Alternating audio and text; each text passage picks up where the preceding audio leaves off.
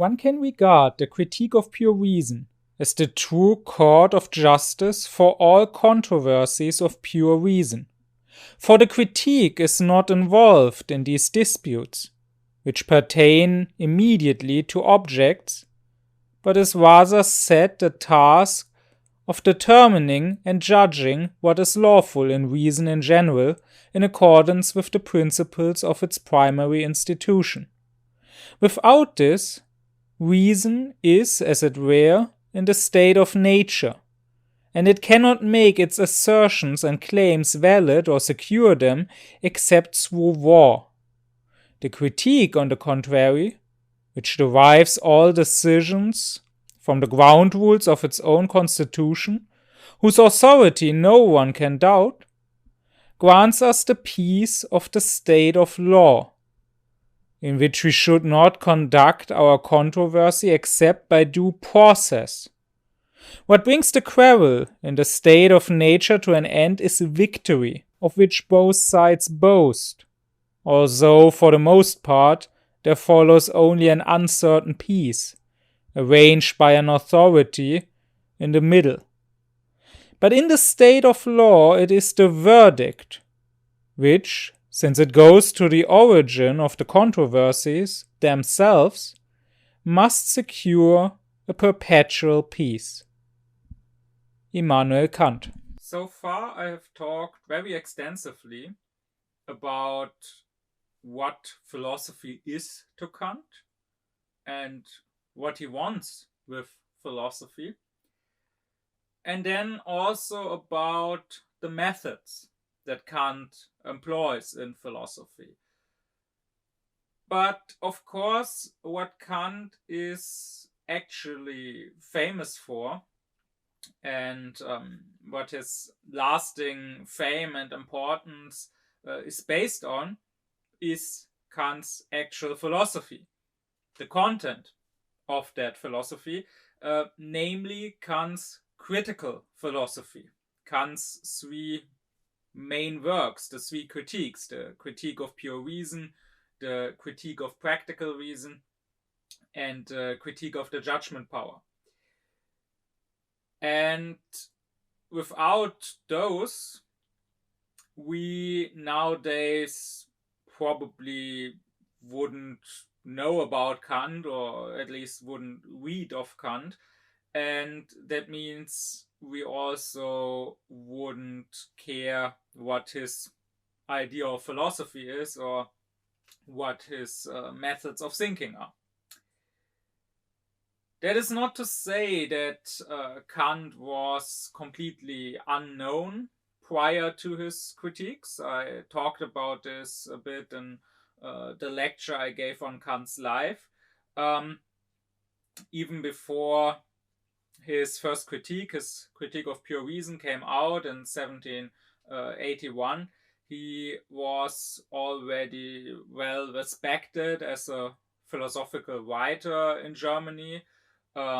Such important figures as Lambert, the mathematician and physicist, or also Mendelssohn, the great and well-respected Jewish thinker, had sought out Kant, had written to Kant seeking correspondence. Someone like Lavater wrote to Kant that he was his favorite philosopher. And when you read through Kant's letters, there's also a letter by some guy who wanted to write a book about the most important philosophers of the 18th century, who wanted to dedicate a chapter of that book to Kant and to ask Kant about some information about himself. So he was by no means unknown or unimportant. He was well respected, but then again, so were people like Wolff, Baumgarten, Meyer, Crusius, Tetens. You could argue that maybe they were even more important and more influential than Kant in 18th century Germany, prior to his critique of pure reason. And yet nowadays, most people will never have heard of them. Even if you study at the university, I'm not sure, but I don't remember, except for Wolf, hearing any of their names during the several years I studied there. And you can assume that most people who deal with philosophy, including most professors even, will never have read any of them. But in their day, they were better known than Kant. So we can be sure that Kant nowadays would be as unknown as them if he had not published his critiques. And the reason I'm stressing that is because this should give us pause and this should make us think. Whatever or whoever is important or influential for 10 years or even for 100 years is not necessarily important or influential in the long run. I find that when the history of philosophy is talked about, so for example, you can go on Wikipedia and open some list of philosophers, or when you look at popular books about the history of philosophy, like books that claim to, on 100 pages, give a brief overview of the most important philosophers. I find that very often, when it comes to past centuries, only the names that are most prominent nowadays or that have really been canonized get mentioned. And even great names that would really deserve a mention often get unmentioned. I have seen popular introduction books to philosophy, very shallow, very superficial books that basically skip the whole Middle Ages. Maybe they gave one or two names of philosophers from the Middle Ages, but that was it. Or I have seen some books I've seen books like that which skipped important names like even Leibniz or Spinoza. But then when it comes to the 20th and 21st century, you often find in such lists that there's an overrepresentation of people from that age. And you often find people mentioned that are completely unimportant. Like any second or third rate professor of philosophology who teaches at some university somewhere suddenly gets mentioned in such a list or in such a book, alongside names like Kant or Hegel or Nietzsche or Plato, while other names that are certainly more important than this guy go unmentioned. And this points to the people making such lists or writing such books being very unaufkläred. It shows that they lack judgment of their own. They can't judge for themselves who really is important and who isn't. So when it comes to the past, they go by whoever has been canonized. So in other words, they let other people tell them who is important. That is why often you won't find someone like Fichte in such a list, even though he's arguably the greatest philosopher, but he's not in the canon like others are. And on the other hand, when it comes to the present time, there is no canon yet, so they can't tell apart who is important and who is unimportant. And this should also serve as an explanation for the future when I move on from Kant, when I go on and cover other philosophers, because I will probably not cover some more recent names that a lot of people will think I should cover, will think are important. Maybe even some of the most well-known and most influential thinkers of the last century, I will skip, because, quite frankly, they are unimportant. In the grand scheme of things, in the history of human thought, we don't measure by decades or centuries. If anything, we should measure by millennia. And someone may be talked about a lot and quoted a lot for some decades, but still ultimately not matter much. But I'm also talking about this because this goes way beyond philosophy. This can be applied to all sorts of fields. Something can seem important and grand in its time, and something else may seem less important in that time, but if you look back some centuries or even longer later, then it may look different. I mean, how many people would be able to tell me who was the Roman emperor around the year 30?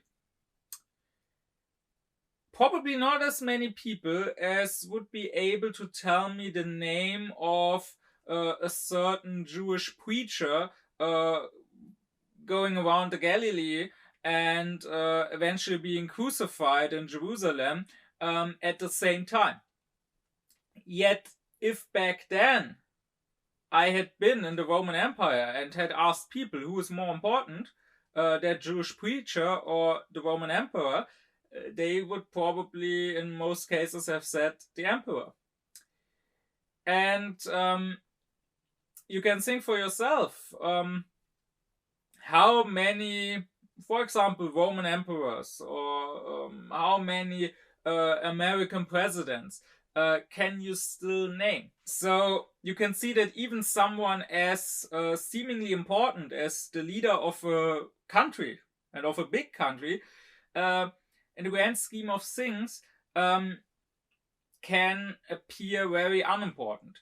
It's one reason why I often can't take seriously these political debates and partisan fights between rightists and leftists, and people treating the next election like whoever wins, whoever gets to become the next president or chancellor or prime minister or whatever, like the whole fate of the nation and of history will depend on that, when most likely both candidates no one will know in 50 years or in 100 years. And here I want to stress that unaufkläredness tends to be imprisoned by the moment.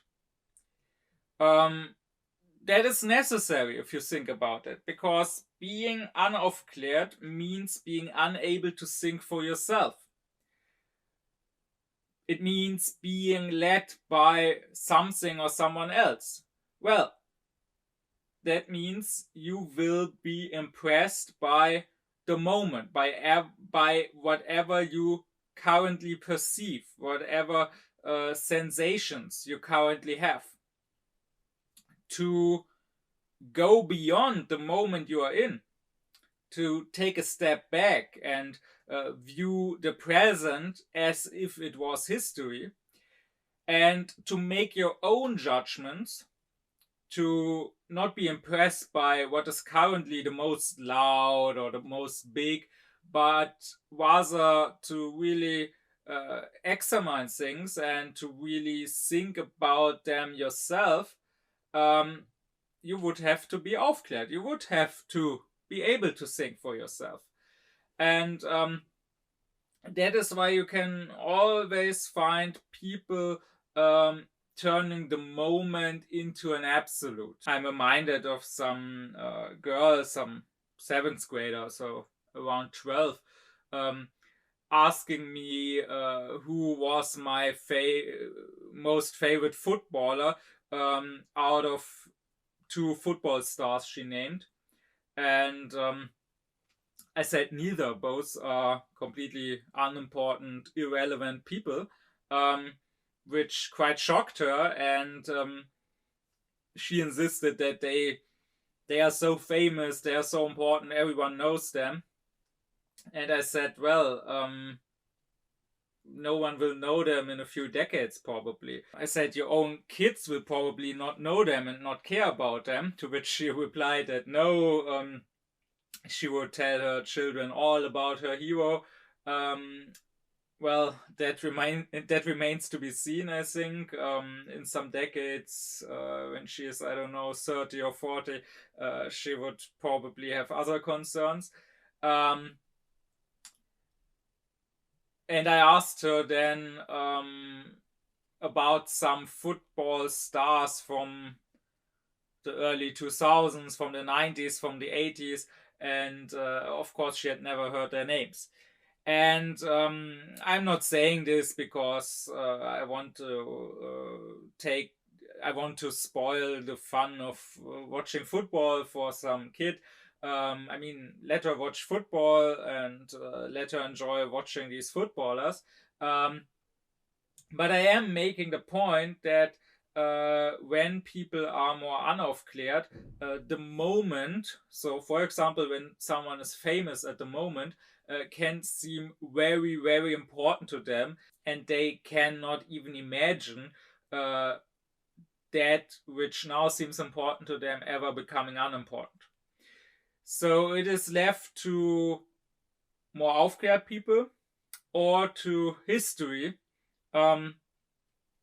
to make judgments. And once again, when we look at the 18th century, we can judge that those who at first were important, were prominent in German thought of that time, they don't matter nowadays. Kant matters because he criticized reason. And I now want to start getting into his whole critique of reason. I will go into more detail in future lectures and talk about the various parts of the critique of reason. For now, what I want to do is start by giving a general overview of this whole project and talking about what this project is even about. What does it mean to criticize reason? Kant's revolution in philosophy has, including by himself, has been compared to the Copernican turn. So when Copernicus showed us that we are not in the center of the world, with the sun revolving around the earth, but rather the sun is in the center and the earth is moving around the sun. What Kant did was an equally big turn in philosophy, or probably even a bigger turn. But when we talk about a turn, when we talk about a change, there's not just an after, there's also a before. And we can't really understand the after without first understanding the before. Because the turn is about a change, about a difference between the before and after. If the before the turn had already been the same as after, there wouldn't have been a turn. So you can only understand the change that happened by understanding what changed, by understanding from which state it transformed into another state. And that is why, before talking about Kant's own critical philosophy, I first want to say some words about philosophy before Kant, or rather about how Kant viewed philosophy before his critical turn. And that should explain why, as he wrote, he viewed the puffed up presumption of whole volumes of insights of this kind, as they are common in these times, with dislike, even with some hatred. And also why he became convinced that the path one had chosen was completely wrong, that the methods commonly used must multiply delusion and errors infinitely, and that even the complete eradication of all these imagined insights could not be as harmful as the dreamed up science with its damned fruitfulness. This judgment may sound very harsh. However, Kant included his own pre-critical writings in their judgment. I talked about in the lecture on Kant's life, I talked about how Kant, despite people wanting him to do so, wouldn't republish his earlier writings. He considered more or less all previous philosophy, including his own, to have lost its value. Well, to Kant, there are only three ways of doing philosophy. All philosophy must either be dogmatic or skeptical, or, and that is what he eventually does, critical. So I will start with the dogmatic philosophy, because that historically, Kant says, is the first form of philosophy that came about. To him, dogmatism means that you just start doing philosophy, thinking about things, coming up with arguments to prove certain points, out of a blind trust in reason and in reason's ability to come to conclusions, to come to answers, to solve any problem that you give to it. Nowadays, dogmatism has become kind of a dirty word, and that is probably also in parts due to Kant's criticism of dogmatism. Nowadays, no one really wants to be called dogmatic, even if they are dogmatic, because nowadays a dogma, the word has mostly a religious connotation, and a dogma nowadays is more or less understood to be a blind belief, a stubborn belief that can't be changed by arguments in something. In the 18th century, however, dogmatism didn't yet have such a bad reputation. And there were people who would have called themselves dogmatics, or would have called what they were doing dogmatic philosophy, without considering this to be something bad, or without considering this to be an insult. And even Kant himself, despite criticizing dogmatism, doesn't have as bad of an opinion of it as we have nowadays.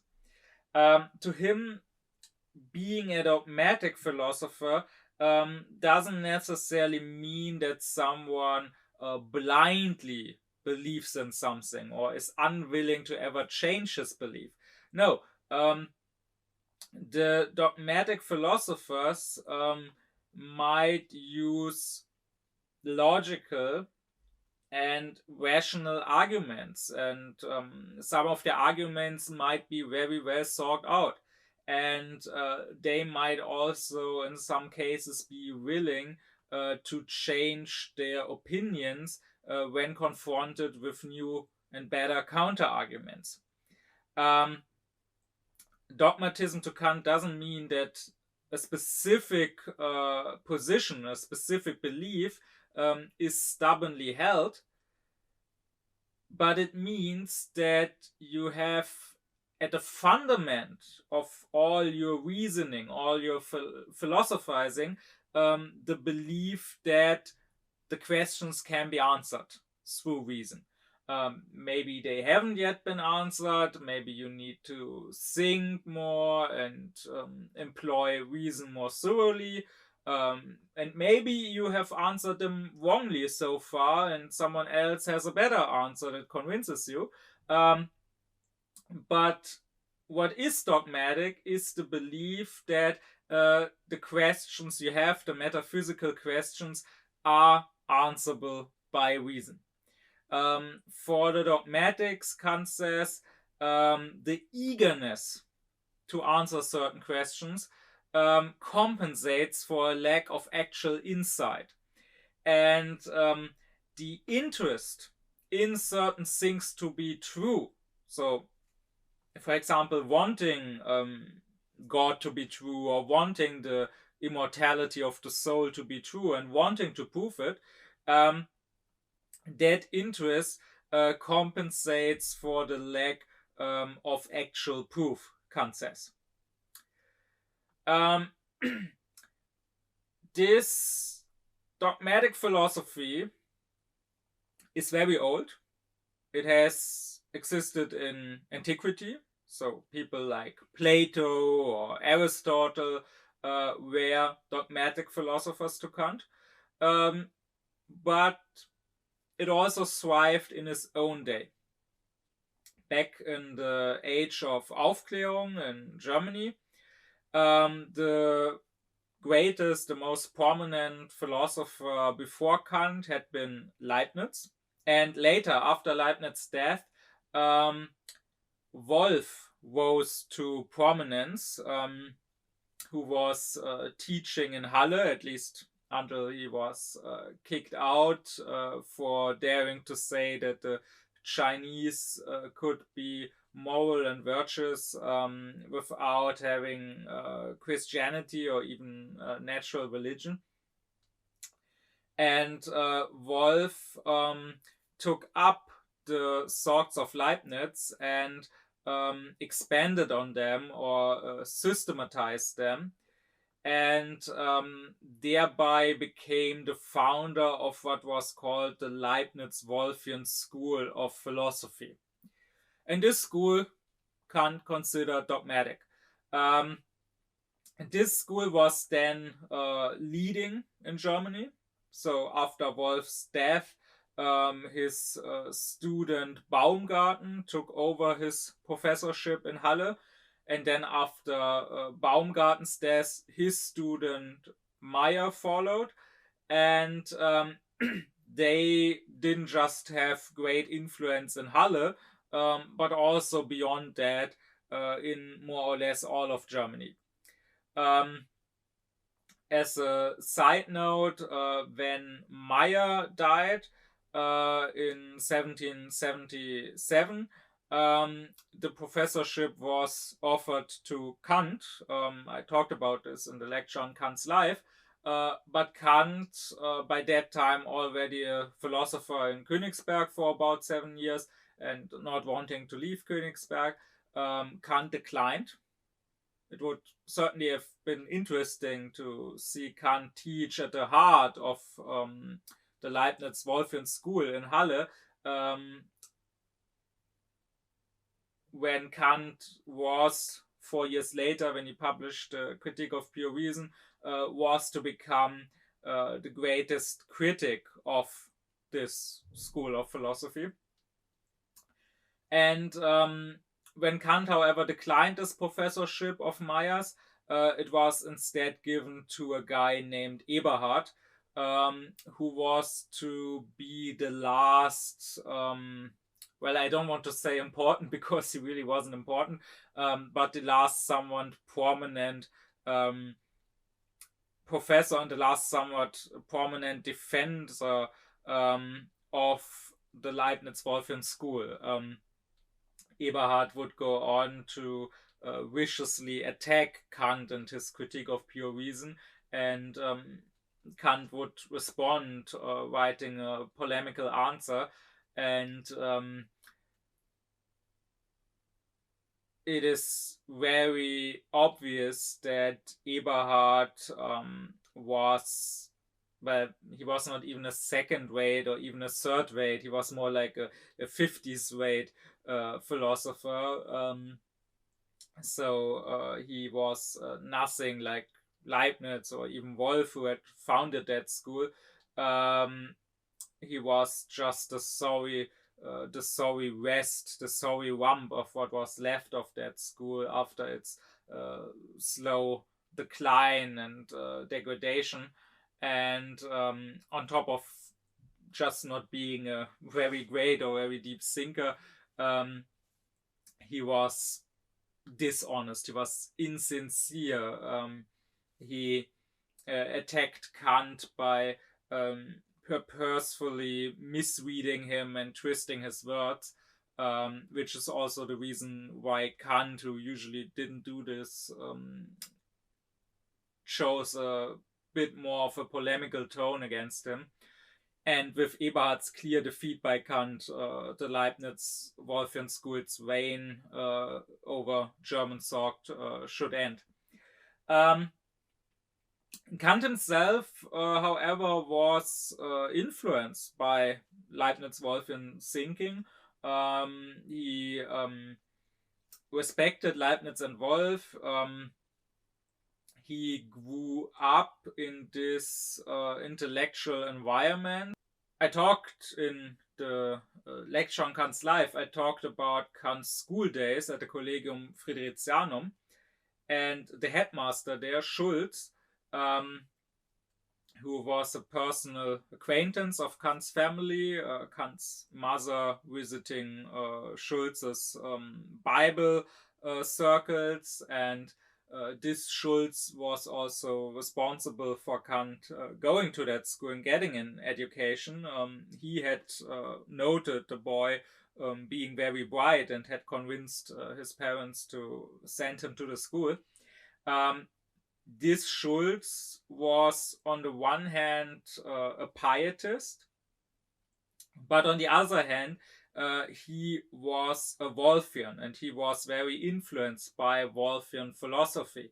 And he tried to merge this Wolffian philosophy and the Wolffian interpretation of the world and also of God and of religion with his Christian pietism. So much so that Hippel, an acquaintance of Kant, who was of a satirical mind, that Hippel later wrote about this Schulz. When you listen to his lectures, it sounded as if Jesus himself and the disciples had all studied at Halle with Wolff. That was how Wolffian his interpretation of the Christian faith was. So Kant was clearly influenced by Leibniz-Wolffian thought, and he would use in his lectures books by Leibniz-Wolffian authors like Baumgarten or Meyer to teach from. Even later in his critical days. In these later lectures of his, he would mainly criticize these books and he would differ from the authors in a lot of ways, but still he would use these Leibniz-Wolffian books as a basis for his own lectures. So it is not that Kant completely dismissed this whole school of thought, but he had always been an independent thinker. He had been influenced by it, but he had never been a Wolffian. Even in his very first text that he published at just 22, he already criticizes Wolff and Leibniz in some ways. And as he further grew and developed, he more and more became discontent with dogmatic philosophy of all kinds, including the Leibniz-Wolffian philosophy, for it being so uncritical of itself. Kant's critique of reason is mostly a critique of metaphysics. I refer back to my lecture on what is metaphysics. where you can hear about Kant's whole system of philosophy and of the sciences and its various fields. So he's mainly concerned with metaphysics, and he says the reason that the dogmatic philosophers have such a blind belief in their own reason's ability to answer all questions in metaphysics is that pure reason, so reason working without the help of experience, just pure thinking, is that pure reason is indeed successful at answering questions in other fields of science. Partially that is pure natural science, but most of all, Kant says, that is mathematics.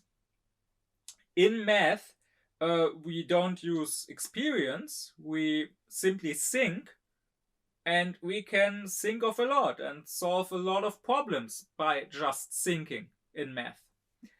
And that, Kant says, impressed many dogmatic thinkers, like Plato, who famously demanded the students at his academy to know about math, to know about and be proficient in geometry. Or like also Wolf, who also was a mathematician originally. Kant says, well, they were impressed by reason's abilities to answer many questions in mathematics, and that led them to believe that pure reason could also answer metaphysical questions. And why not? If by reason alone we can know that the root of 16 is 4, and if by reason alone we can prove, when we have two sides and one angle of a triangle, how long the third side must be, then why shouldn't we by reason alone be able to prove whether there's a life after death or whether there's a God? This is exactly why to Kant it was so important to find the difference between mathematics and philosophy. I talked about this difference in my lecture on what is philosophy.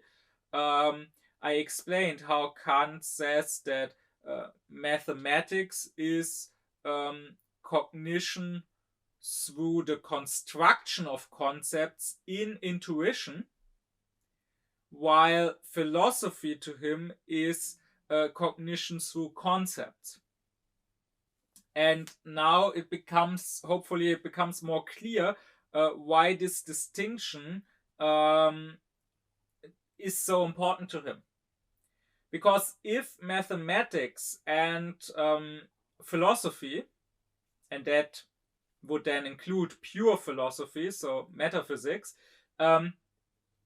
if they were just dealing with different objects, as the Leibniz-Wolfian school had believed, if mathematics was dealing with quantities and philosophy was dealing with qualities, but their method of finding answers was the same, then there was no reason to be critical. Then there was no reason to doubt that method, that obviously works so well in mathematics, could also produce lots of answers in metaphysics. But if, with Kant, we believe that both sciences have completely different methods, then the success of reason in mathematics doesn't prove anything when it comes to metaphysics. In mathematics, you are constructing your concepts in intuition. So when you think about, for example, what is the shortest connection between 2 points, you are not just thinking about the concept of 2 points and trying to analyze that concept, but rather you can imagine 2 points and their connection in your intuition. And then you will realize that the shortest connection must be a straight line. Well, when it comes to metaphysical questions about God, for example, or about the soul, or about freedom, we don't have any intuition. We don't have any viewing of them. And therefore, the question remains if we can even answer our questions here. Now, Kant goes on to say that if there was only one system of dogmatic philosophy, there would probably never have arisen a critical philosophy, or even a skeptical philosophy for that matter. Because the only criteria for truth here would be the principle of contradiction. The principle of contradiction just says that A cannot be non-A. So a thing cannot be one thing and the opposite at the same time. And when something is contradictory, when something contradicts itself, then it is clear that it must be wrong.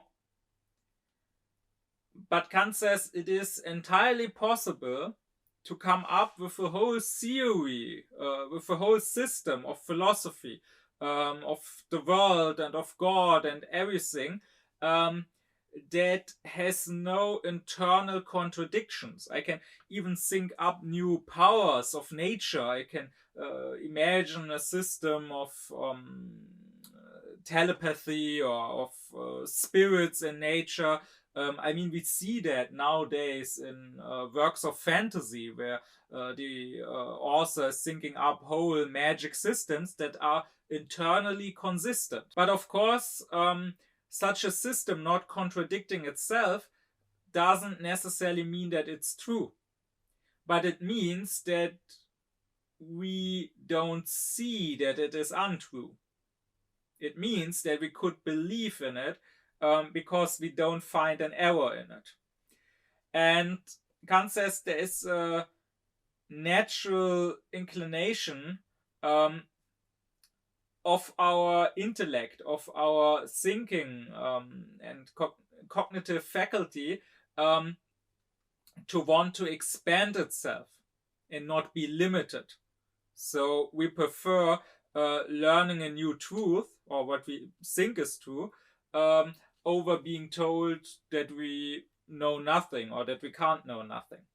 And this natural tendency for expansion, Nietzsche would say this will for power that expresses itself here in the intellect, makes it so that we wouldn't doubt a dogmatic system that doesn't contradict itself.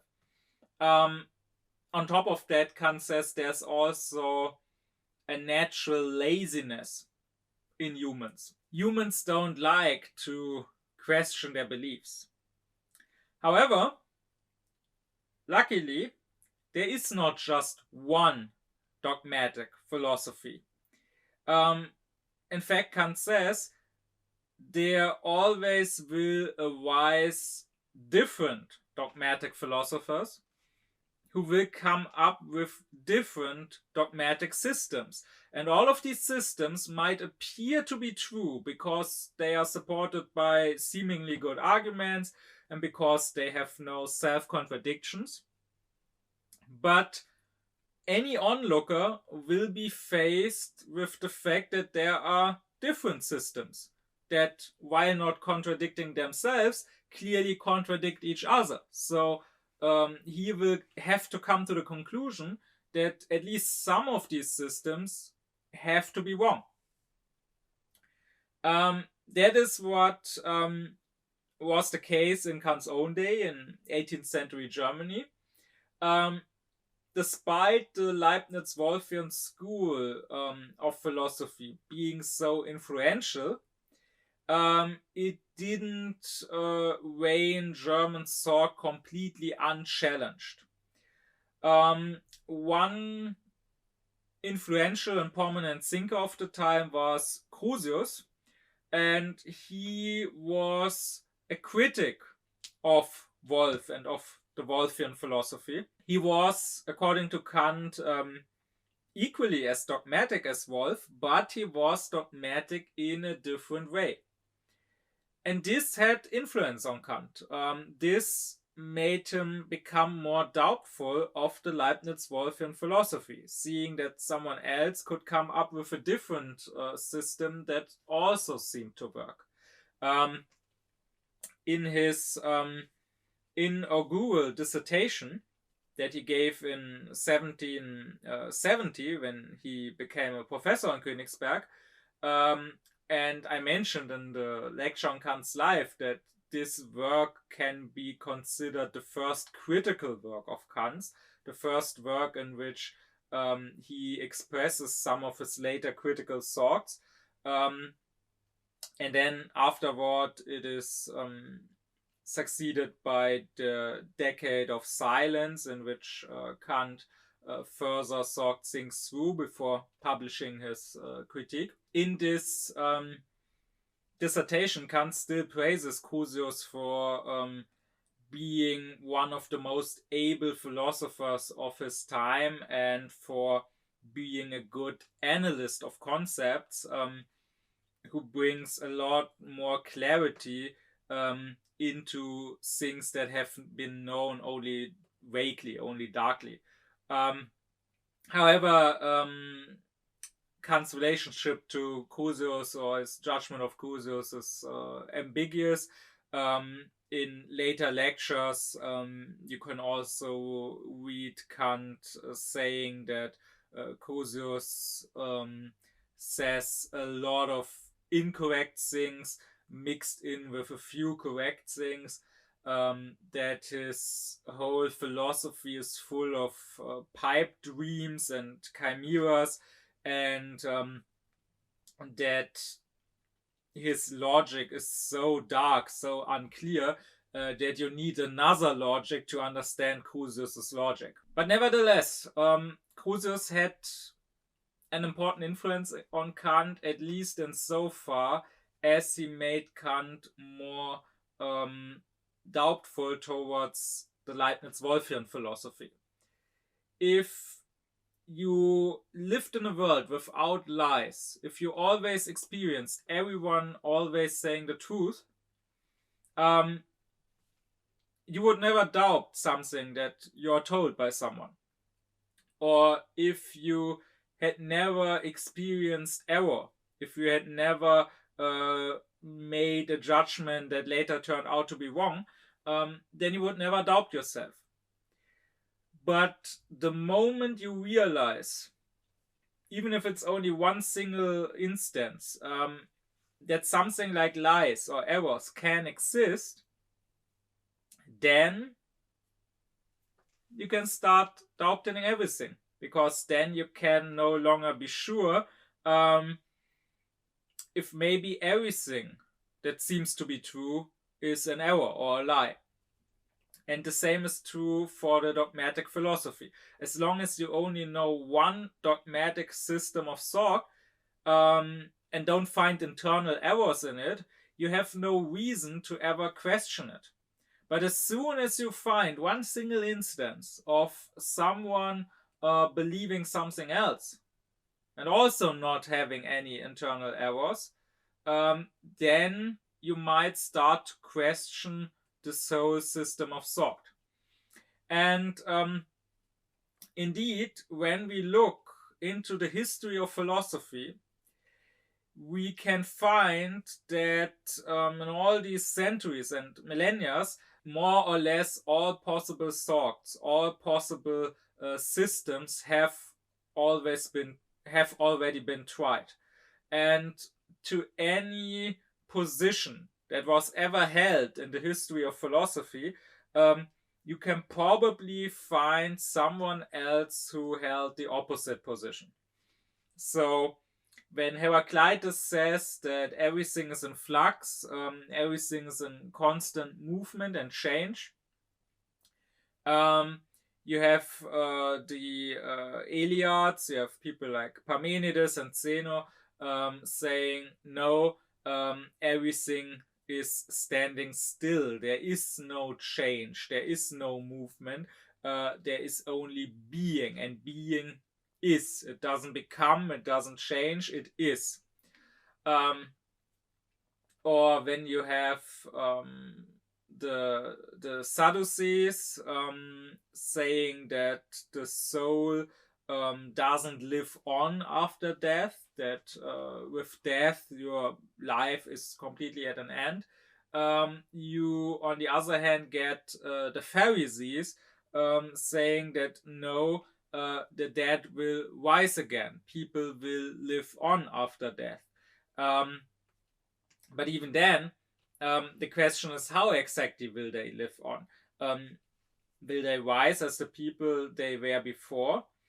Or, as the Pythagoreans said, is there a form of metempsychosis, that is, transmigration of the soul? Will the soul be reborn, reincarnated in another body, maybe even in another being, in an animal or something? Or you may find people like the Stoics or the Epicureans believing that the world is eternal, that maybe the world changes internally, maybe the world will at some point be destroyed, but then as part of an endless cycle, the world will be rebuilt and a new world will take its place.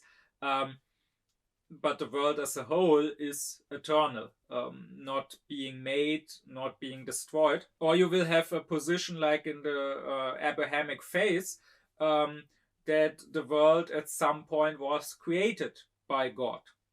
And also when it comes to God, of course, you have atheists on the one side, and on the other side, you have people like the Leibniz-Wolffian school saying there is a God and that he can even be proven.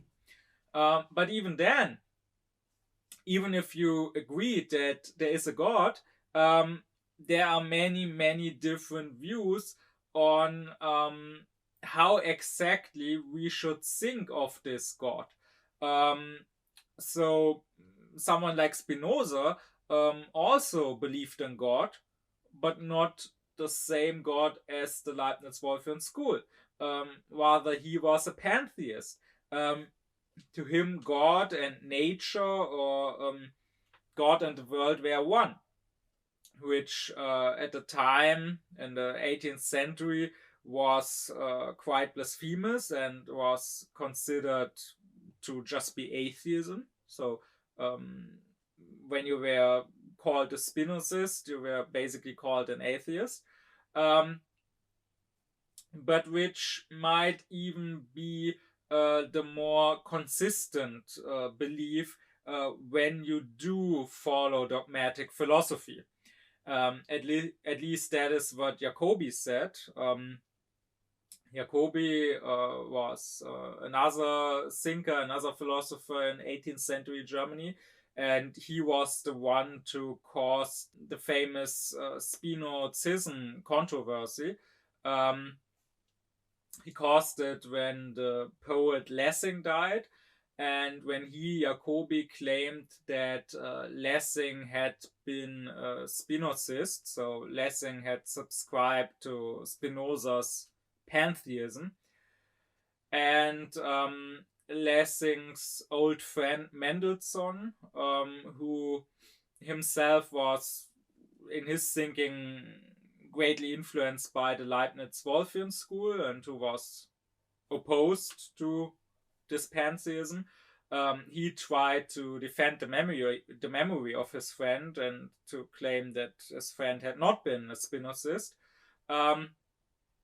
But the controversy between Jacobi and Mendelssohn, in which other thinkers also got involved, including Kant on the side, it soon became not about Lessing and the question what Lessing had believed in, but rather it became about philosophy itself, about the Leibniz-Wolffian philosophy that Mendelssohn followed, because Jacobi was basically claiming that this philosophy, if you really thought it through, had to lead to Spinozism.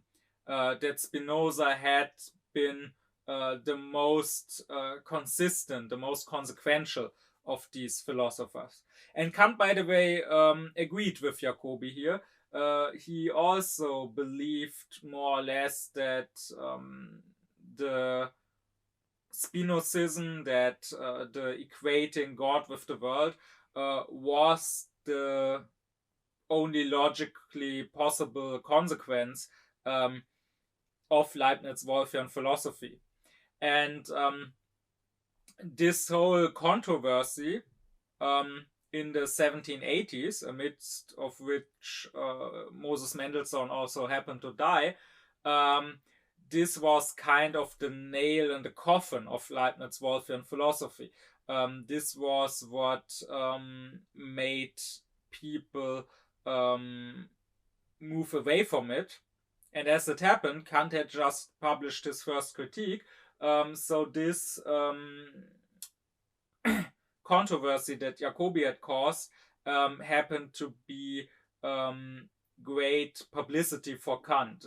It was one reason why the next generation of thinkers who were discontent with Leibniz-Wolffian philosophy turned to Kant's critical philosophy. But the point here is that to any position in the history of philosophy, you will find opposing positions, and all of them to Kant are dogmatic. It is very important that unaufkläred thinking is always superficial. It goes by the surface. It goes by what it is told. So when unaufkläred people are told that two things are opposing each other, that two positions are maybe enemies, they will just swallow that up. But aufkläred thinking is more radical. It goes deeper. It goes to the roots of things. Being aufkläred means thinking according to principles. So asking from which principle does a certain position flow.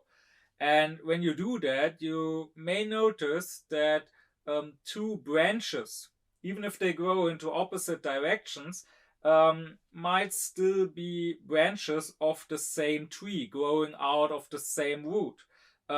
You might notice that the dogmatic believer who claims to have proof for the existence of God, or the dogmatic unbeliever and atheist who claims to be able to disprove God, that they are the same.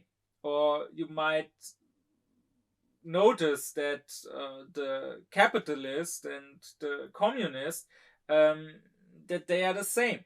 Or that the leftist fascist and the rightist fascist, they are the same. Because no matter how opposed they are materially, so when it comes to the content of their thoughts, formally, when it comes to the principle from which their thoughts arise, they are still in agreement. In this case, with, for example, the dogmatic atheist and the dogmatic theist, they are both dogmatic. But this state in which you have various different dogmatic opinions opposing each other, this, Kant says, is exactly what may lead to an onlooker developing doubts about reason's ability to answer these questions at all, because he will just see that in metaphysics apparently you can prove or disprove anything and sound logical, sound rational, sound consistent. And that is what gives rise to the second kind of philosophy, that is to skepticism. Just like the word dogmatism, the word scepticism is nowadays often used more in a material sense. That is, skeptics are people who are skeptical, who are doubtful towards specific claims. So you have these atheists who call themselves skeptics because they don't believe in God. Even though in the Kantian sense they might be quite dogmatic instead of skeptic, because they might believe that it is possible to find truth. They just believe that the truth you will find is that there is no God. Or there are people who are called climate skeptics, even though they are just outright climate deniers who deny climate change. There's nothing skeptic about them. And they too are dogmatic because they believe that truth can very much be found. Skepticism to Kant, just like dogmatism means having blind faith in reason's abilities to answer metaphysical questions, skepticism means having blind distrust in reason's ability to answer metaphysical questions. As a side note, skepticism is sometimes extended and understood in a broader sense. That would mean being skeptical not just in metaphysics, not just being doubtful that you can find answers about God or freedom or the soul, but being skeptical towards truth in general, even in the realm of experience. So skepticism is often understood nowadays to be a position where someone will say, we can't know if anything is true. Maybe everything is an illusion. Maybe the whole world is just a dream. Maybe nothing of this exists. But here Kant says that is not a natural position to hold. Like the common natural mind would never arrive at such a general skepticism. But rather, Kant believes that all skepticism starts from metaphysics. So first, when we go through life, starting as children, we are basing our knowledge on experience, and we find that that is possible, that we can know things from experience, and no one will get to a general skepticism and question experience itself. But then, when we start going beyond experience, when we start doing metaphysics, when we start thinking about things like God or the soul, where experience doesn't help us, and when then we find that this doesn't work, when we find that there are different dogmatic metaphysical positions that are at odds with each other, then we may become skeptical towards pure reason. Then we may come to the belief that only with experience can we find truth. And only then, only once we arrived at this metaphysical skepticism, can we maybe turn back and start to also question experience. But if metaphysics had not made us skeptic, we would never have become skeptical against experience by itself. And Kant is also doubtful that anyone ever really was a skeptic in this broader, more general sense, that anyone ever really disbelieved in the empirical. He says those skeptics who write things like that nothing can be proven, the whole world might just be a dream, they probably don't really believe that at their heart. they just want to be a thorn in the side of metaphysicians, and they just want to push metaphysicians to think more deeply about what even is truth and what even is proof, and how any truth, even the empirical truth, can possibly be proven. But anyways, Kant, as I said, he's dealing with metaphysics, and so just like dogmatism, skepticism by him is applied mostly to metaphysics. And here the skeptic, once again, is he who denies that reason can ever answer our questions. And this, Kant says, would have been wise if it would have led to a skeptical method. I talked about this skeptical method in another lecture. It is about, like a judge at court, suspending your judgment, not judging immediately, and first investigating further. That would have been wise. But what the skeptic does, and here it is important that skepticism to Kant is quite different from the skeptical method. What the skeptic does is he doesn't hold back on his judgment and postpones it for a time to first investigate further and inquire further and then make a more qualified judgment. But rather he refuses to judge at all, saying that it is not possible to make a correct judgment. But how would he know so if he hasn't inquired? That's why skepticism is just as blind as dogmatism to Kant. Because just like the dogmatic, the skeptic has not done a critique of reason. He has not checked and inquired what reason can or can't do, but rather the one just blindly says reason can do everything, and the other just blindly says reason can do nothing. This skepticism always comes later in history than dogmatism, because once again, at first our intellect wants to expand, and at first it has no reason to doubt itself. Only once it realizes that it's not so simple, that there are different dogmatic opinions that are at odds with each other, only then will it start to become doubtful. But still, skepticism is quite old. You find it in antiquity, in someone like Socrates, who famously said, "I know that I know nothing," who just questioned the dogmatic beliefs of others, but without offering dogmatic alternatives.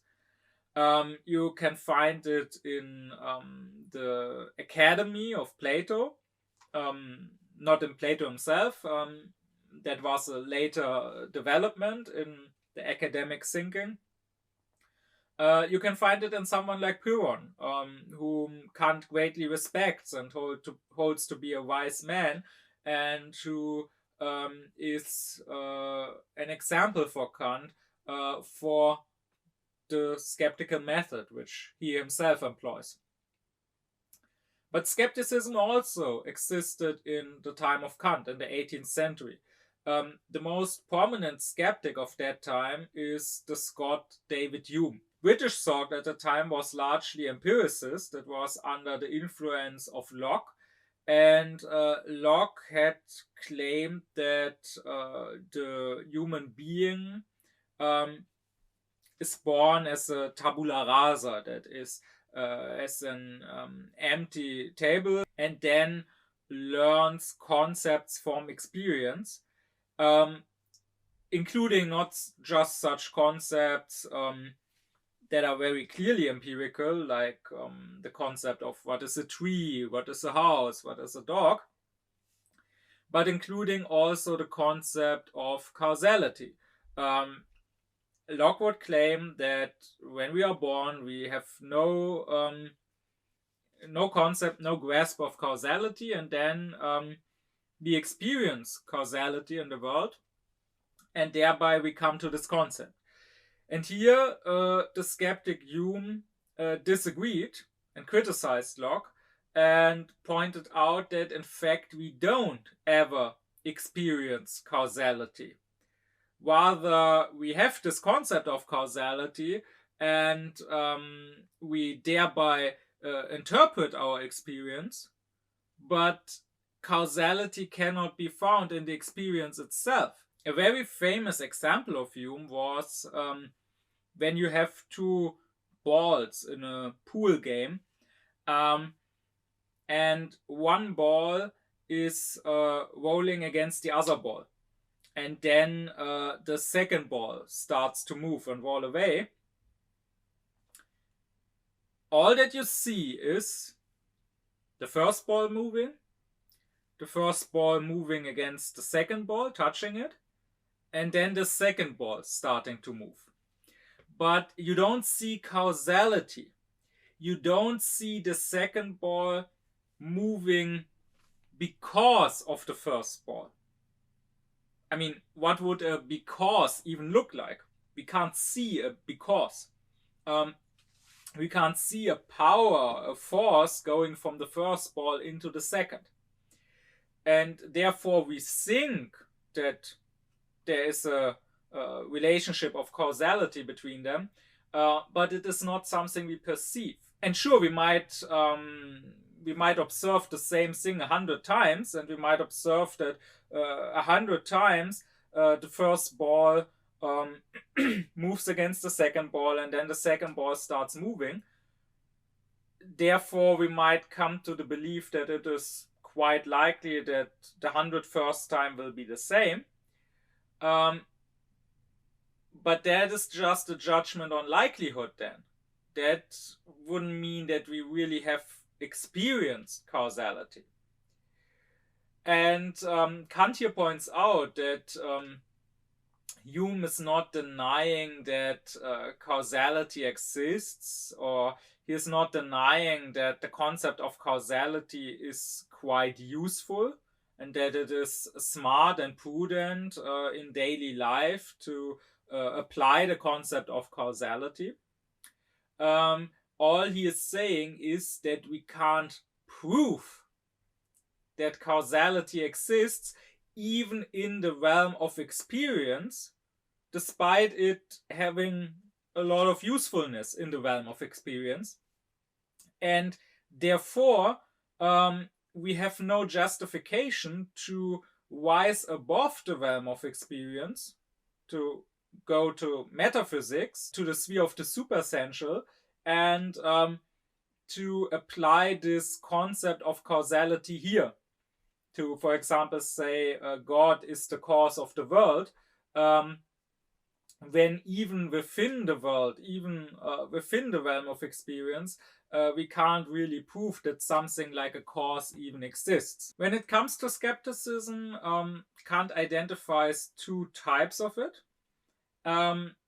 One is dogmatic skepticism, and one he calls problematic skepticism. Dogmatic skepticism would say it is not possible to find the truth, while problematic skepticism would say maybe it is not possible to find the truth.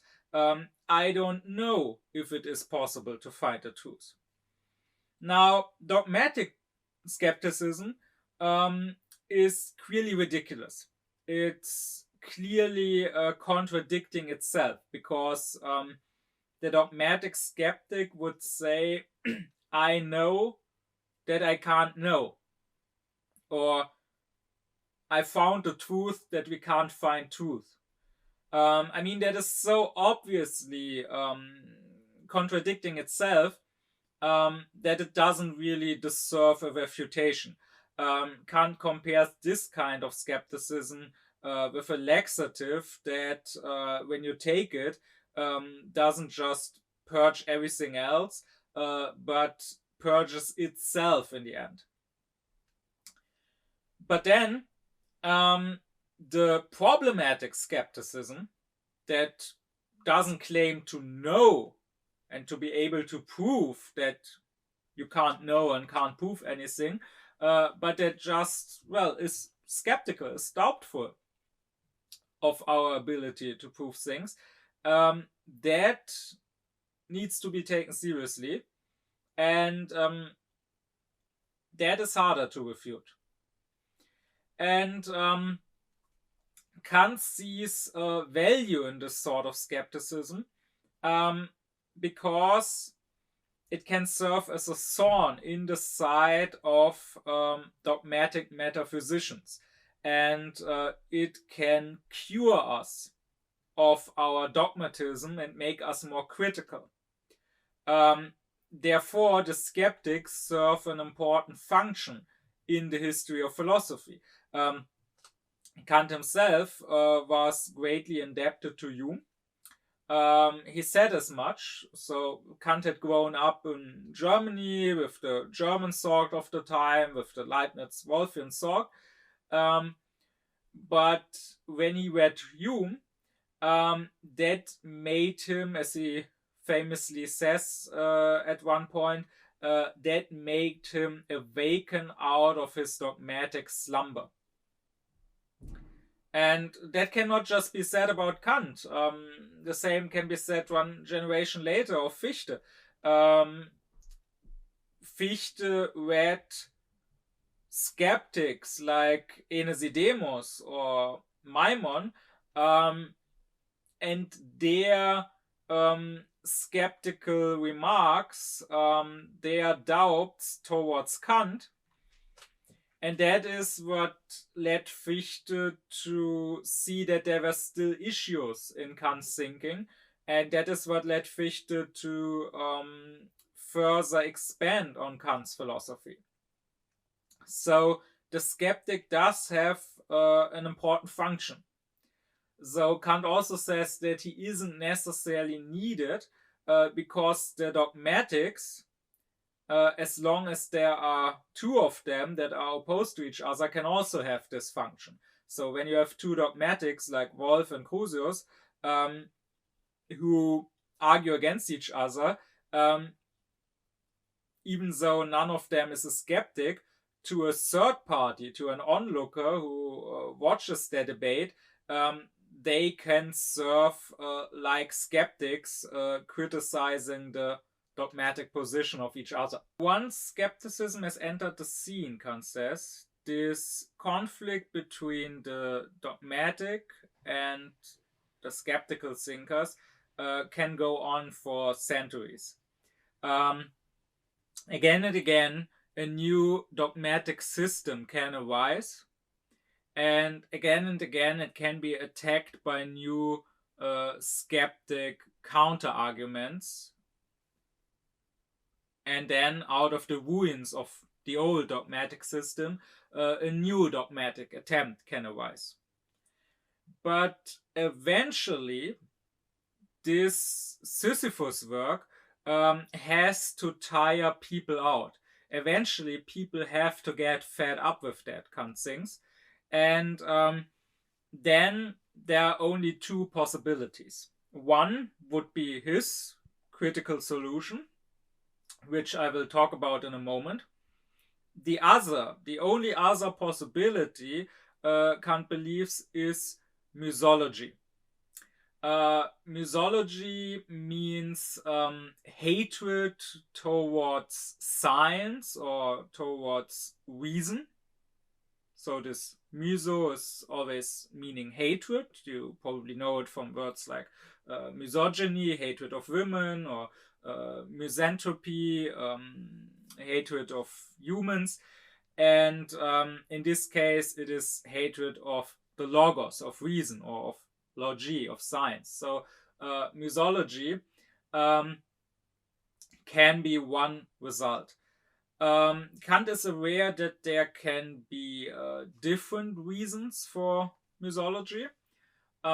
He is aware that there is a misology of envy, so a hatred towards science that comes from the non-scientists, the non-experts who are envious of the experts, and therefore they will deny science, they will deny the expertise of these experts. They will say, oh, all your scholarship, everything you have learned, it's just worthless, because thereby they become equal with the experts.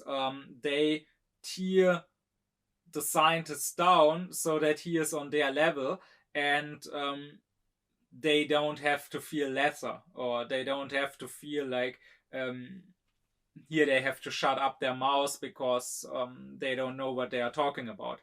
And I would say that this misology of envy is very prominent in our own times, where you can find a lot of anti-intellectualism, of anti-science mindsets, a lot of conspiracy theorists who are driven by this misology of envy. But Kant says there's also a misology of disappointment, and that is not coming from the non-experts, but quite the opposite.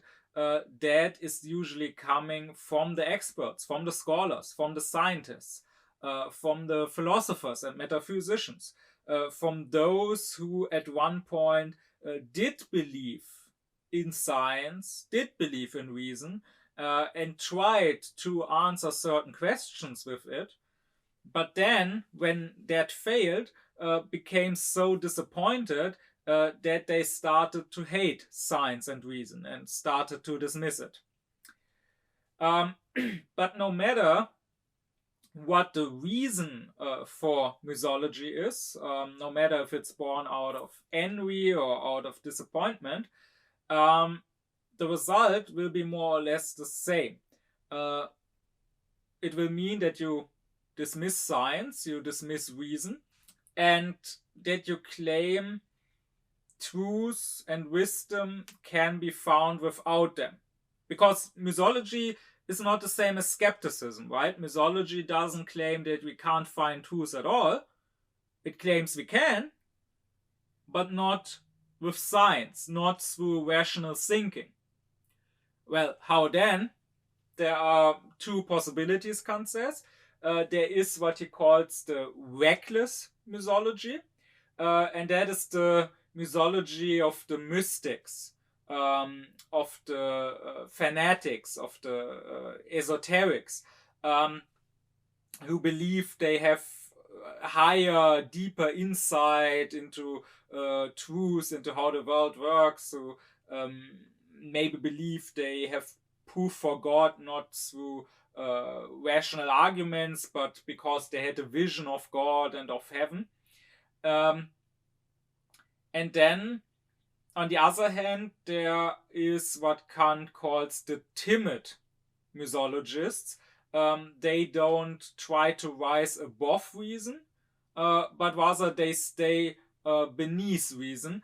They insist on only being empiricists, on only using experience. They will say, I only believe what I can see.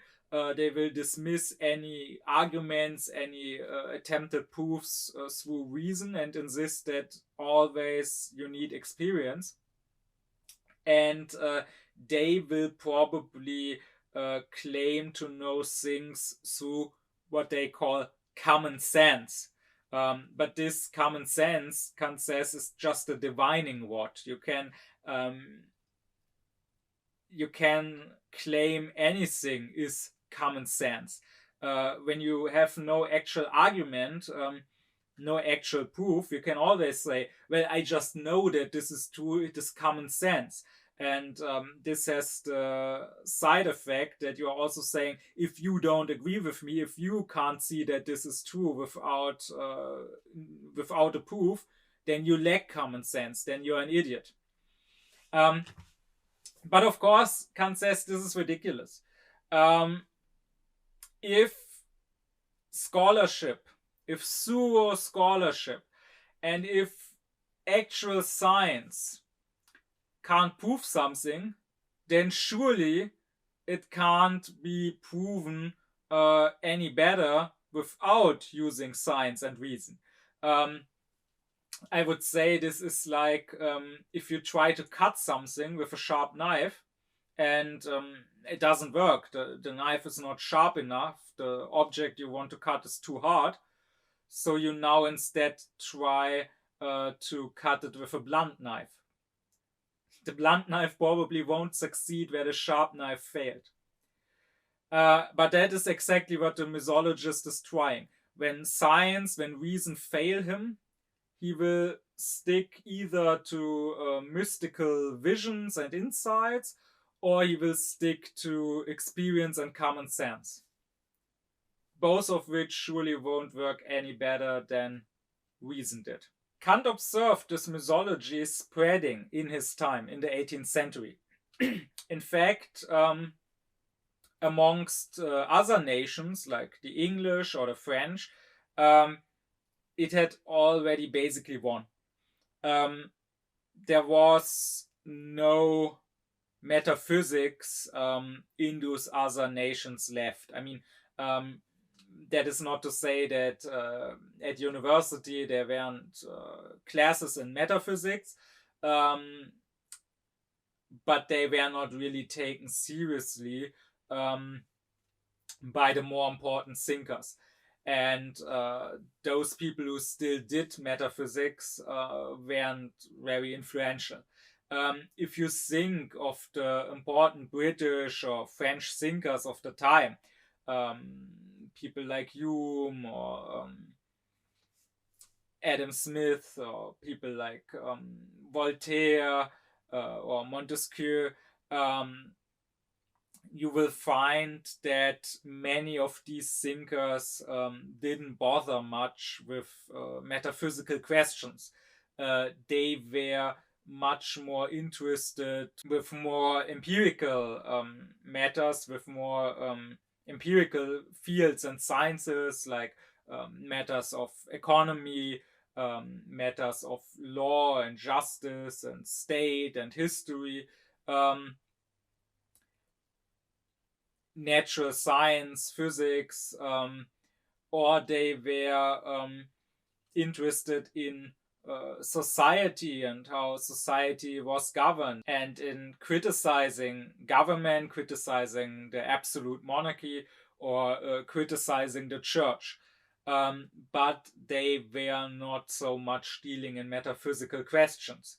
I mean, in the 17th century, things were still different. There you still had important French philosophers like Descartes or Malebranche dealing with metaphysics. But when you get into the 18th century, there's not really any important French metaphysician. Germany, in fact, was considered a bit old-fashioned and backwater amongst the prominent thinkers of the other nations, because here metaphysics were still taken seriously. But Kant still observed this misology in metaphysics spreading in Germany too. The Leibniz-Wolffian school was slowly declining after the deaths of Baumgarten and Meyer. It had no really important and prominent teachers anymore. I already said that Meyer's successor, Eberhard, really can't be considered an important philosopher. And then when Moses Mendelssohn died, that was probably the end of that school. And in Germany too, important thinkers, important scientists more and more turned towards the natural sciences. We had important physicists like Lambert or Erxleben or Lichtenberg. And you can also observe that the new generation of intellectuals, people like the four great authors that are grouped together as the Weimar Classics, So Herder, who actually studied with Kant, Wieland, and then the two more prominent ones, Goethe and Schiller, they, while still growing up in a time when Leibniz-Wolffian metaphysics ruled the universities, they didn't care much for those metaphysics. So they had clearly fallen out of fashion with the new generation of intellectuals. To Kant, this was not simply something to be sad about, though. Rather, he saw a chance in this because he believed that there was still interest in truth and there was still interest in science and doing science thoroughly. He said that could be seen in other sciences like the natural sciences, which weren't abandoned at all. So this interest in truth and in thoroughness could probably be applied to metaphysics again, Kant believed, if a better way of doing metaphysics was found. People were just disappointed with the old metaphysics because they more and more saw that it was deficient.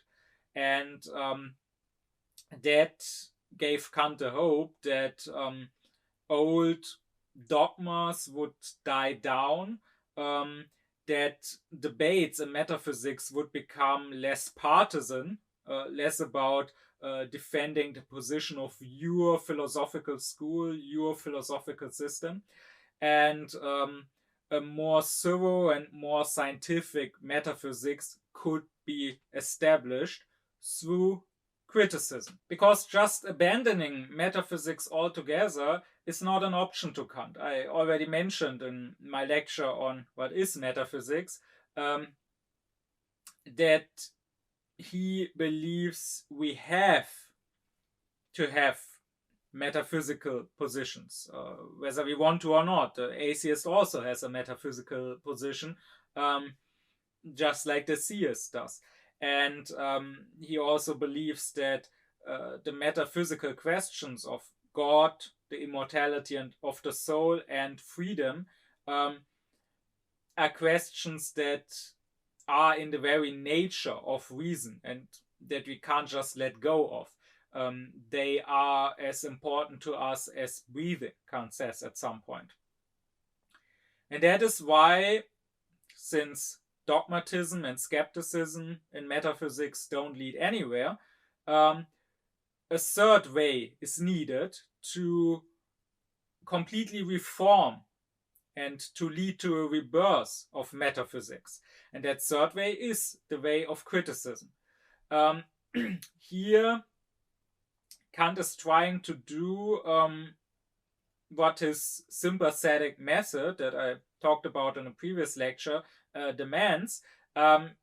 He is trying to find a middle path between the cliffs, as he calls it, of dogmatism and skepticism. This middle path, however, is not a dull, superficial compromise, but rather it is a true third position that tries to combine what is true in dogmatism and skepticism into something new and something better. And what criticism is about is turning inwards, so to say. That is the Copernican turn, turning everything around, just like Copernicus turned everything around when he made the Earth no longer be in the middle, but put the sun in the middle. So Kant is turning around because all previous philosophy had tried to get knowledge of objects. Even when we talk about supersensual objects like the soul or like God, we are still trying to find knowledge, to have cognition of an object that is outside of us. Well, Kant turns our reason inwards because now, in criticism, we are trying to have knowledge of the subject the thinking and the thinking subject. Reason is criticizing itself, right? The title Critique of Reason, Critique of Pure Reason, can be understood in different ways. It is a criticism of reason, but also it is a criticism by reason. Reason criticizes itself to find out what it can and what it can't do, to find out which questions it can answer and which questions it can't answer. So the previous philosophy had only looked at the objects, and the dogmatism had said we can have knowledge about the objects without really proving that we can. And the skepticism had said we can't have knowledge of the objects without really proving that we can't. Now the criticism is turning away from the objects, is looking at our own reason, and is trying to find out if and to what extent we can know the objects. So while all previous philosophy is concerned with cognition of things, either dogmatically claiming we can have such cognition or skeptically claiming we can't have such cognition, the critical philosophy is concerned with cognition of our own cognitive faculty. Cognition not of the things, but cognition of our thinking of things and of how we think of things and to what extent we can think of things. So it is important to understand that by criticism, by critiquing reason, Kant doesn't mean attacking reason, because nowadays that's how the word criticizing is often used. Then we criticize something, we mean to say it is shit. That is not what Kant means. He is not a misologist. He is not criticizing reason to say, oh, reason can't do anything, reason is useless. But rather to criticize means to inquire, to look at, to differentiate, and to really find out what reason can and can't do, so that afterwards we maybe can turn back towards the objects, and afterwards we can focus on trying to answer the question that reason can potentially answer. So the critique of reason in itself is not answering any questions. It is just trying to find out which questions can be answered and which can't. And afterward, Kant wants us to be able to focus on those questions that can potentially be answered, while putting aside those questions that can't be answered. But not putting them aside like the skeptic does, just claiming they can't be answered because it hasn't worked so far, but rather because that would always leave room for a new dogmatic philosopher trying again, trying to answer them in a new way that hasn't been tried before, but rather putting those questions aside because we really proved once and for all that they can't be answered and why they can't be answered, why they are beyond the limits of our reason. That is what criticism is about. I think it is no coincidence that this critical philosophy was developed in the age of Aufklärung, out of all possible ages, and that it was developed at the very end of that age. It can rightfully be considered the very culmination of Aufklärung. Kant had grown up in this age of Aufklärung. He had been influenced by its thinking, and he, in a way, is the peak of this age.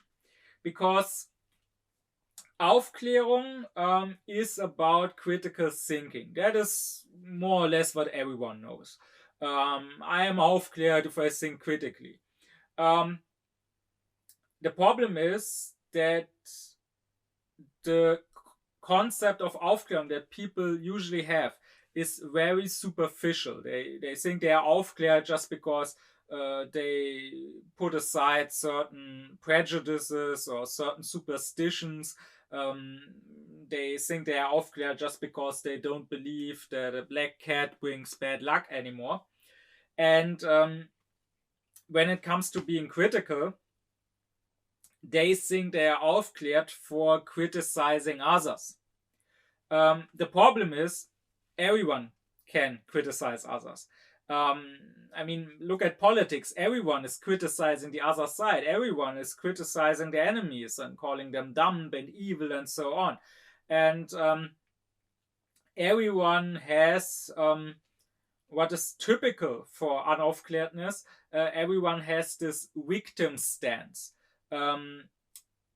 believing that they are victims and that all the problems and all of their own issues and all of their own suffering, it is all caused by others.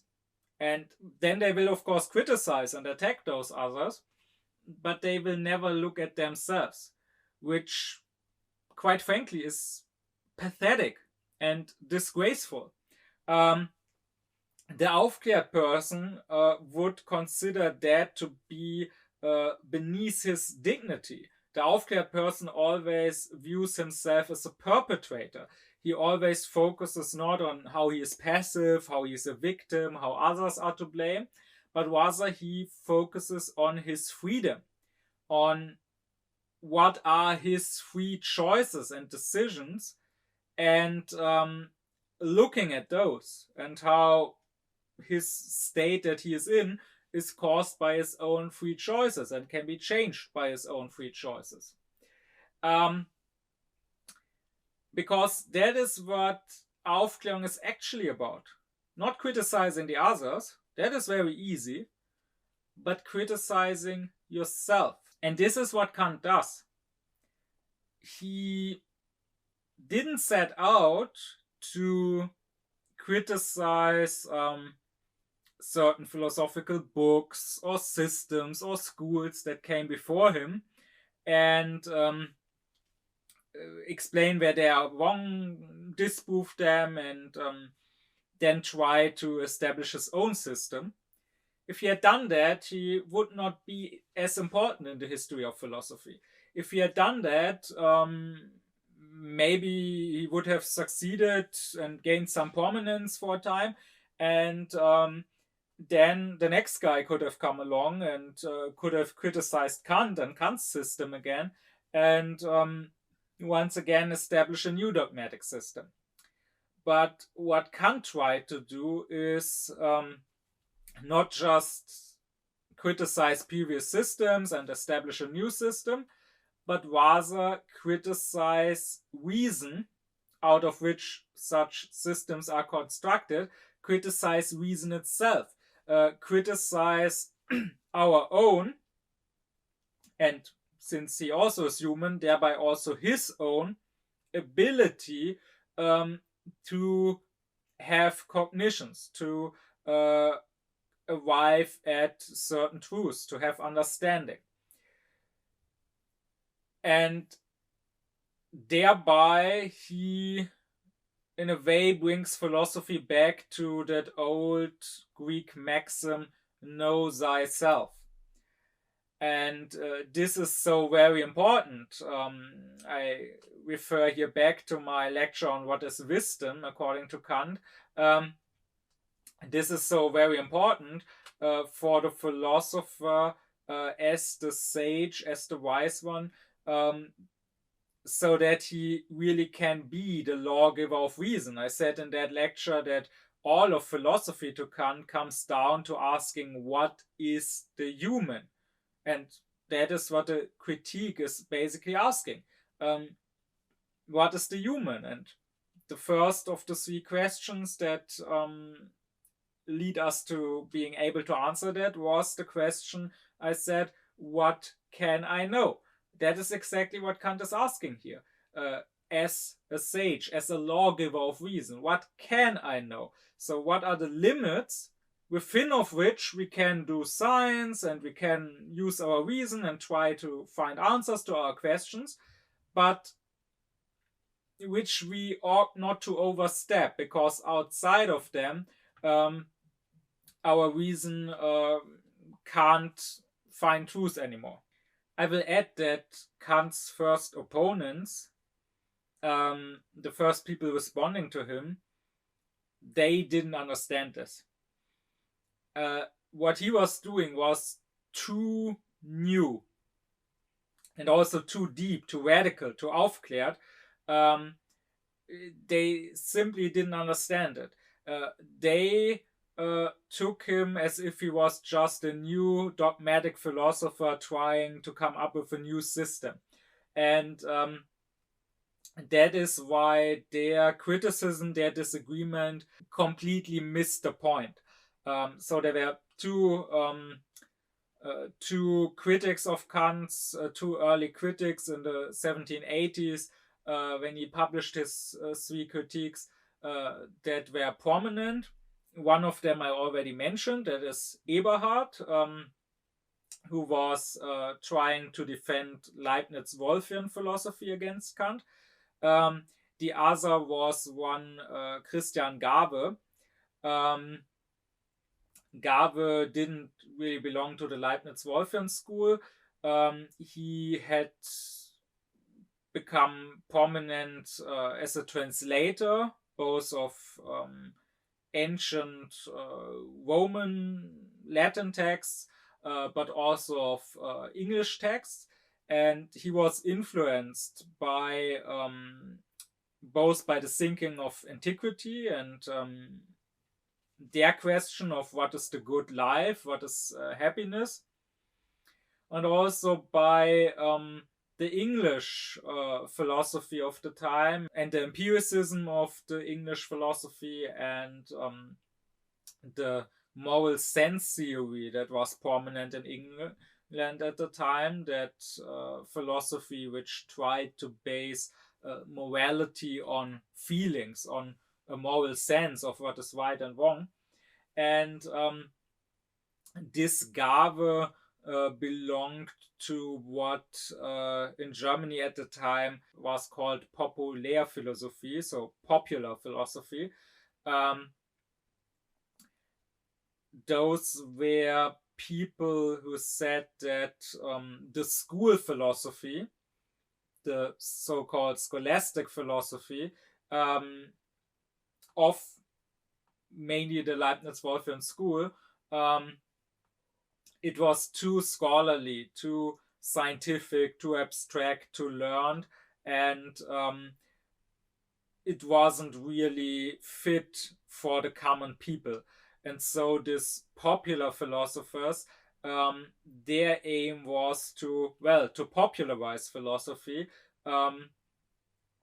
both in the way they wrote, writing in less scholarly and less scientific ways, but also somewhat in the content of their philosophy, in what they talked about, trying to spread philosophy to the non-experts, to the lay people. And I mean, you can give them some credits for this aim, because indeed, philosophy in a way needs to be popularized. That is what Aufklärung is all about. And that is what I try to do as not a scientist of reason, but an artist of reason, as Fichte calls it. That is, bring down philosophy out of the ivory tower into life and apply it to life. But the problem with these popular philosophers of the time was that they were often very shallow and superficial, and they tried to popularize philosophy by making it devoid of its substance, by simplifying it and making it shallow. Nevertheless, while Eberhard was insincere and, as I already said, attacked Kant through deliberate misunderstandings, this Garve was respected by Kant. He had more honesty, and therefore Kant also didn't get polemical against him. He considered that is Garve's remarks not attacks, but rather remarks and criticisms that had to be addressed, and he in accordance with his sympathetic method and what I said in the lecture on that, he considered his conflict with Garve as a conflict of friends, not of enemies, a conflict of two scholars, two learned men who ultimately want the same, want what is true and good. And we still have lectures between Kant and Garve, and they are quite interesting and even beautiful to read.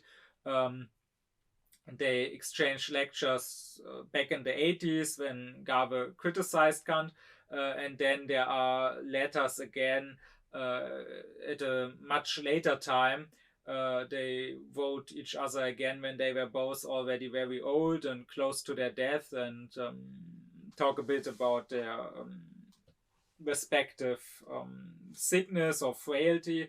And here Kant again expresses his very deep respect and admiration for Garve as a person, and how he deals with his own frailty and sickness in a dignified, in a stoic, in a philosophical way, just as Kant wanted, and as I talked about in my lecture on the philosopher as a healer. Of Garve, who mainly disagreed with Kant on practical matters, on matters of morality, while Eberhard disagreed with Kant on theoretical matters.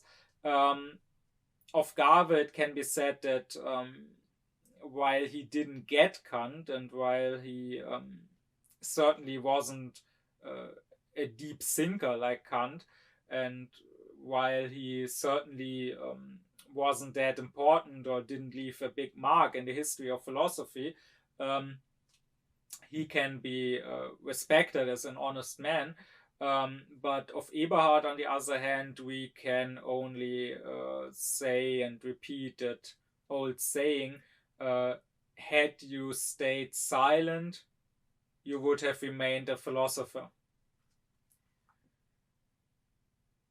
I mentioned this, all of this, not just as a historical remark, but I mention it because this early misunderstanding that Eberhard and Garve had is a misunderstanding that still to this day many people have. And that is why still to this day a lot of attacks on Kant's philosophy can pretty much be dismissed without having to even be refuted, because most attacks, most disagreements just miss the point. They treat Kant as if he was a dogmatic, giving new dogmatic opinions and arguments, and they are not willing to consider that Kant is doing not criticism of the others, but doing self-criticism. And that is what Kant's critics should do too.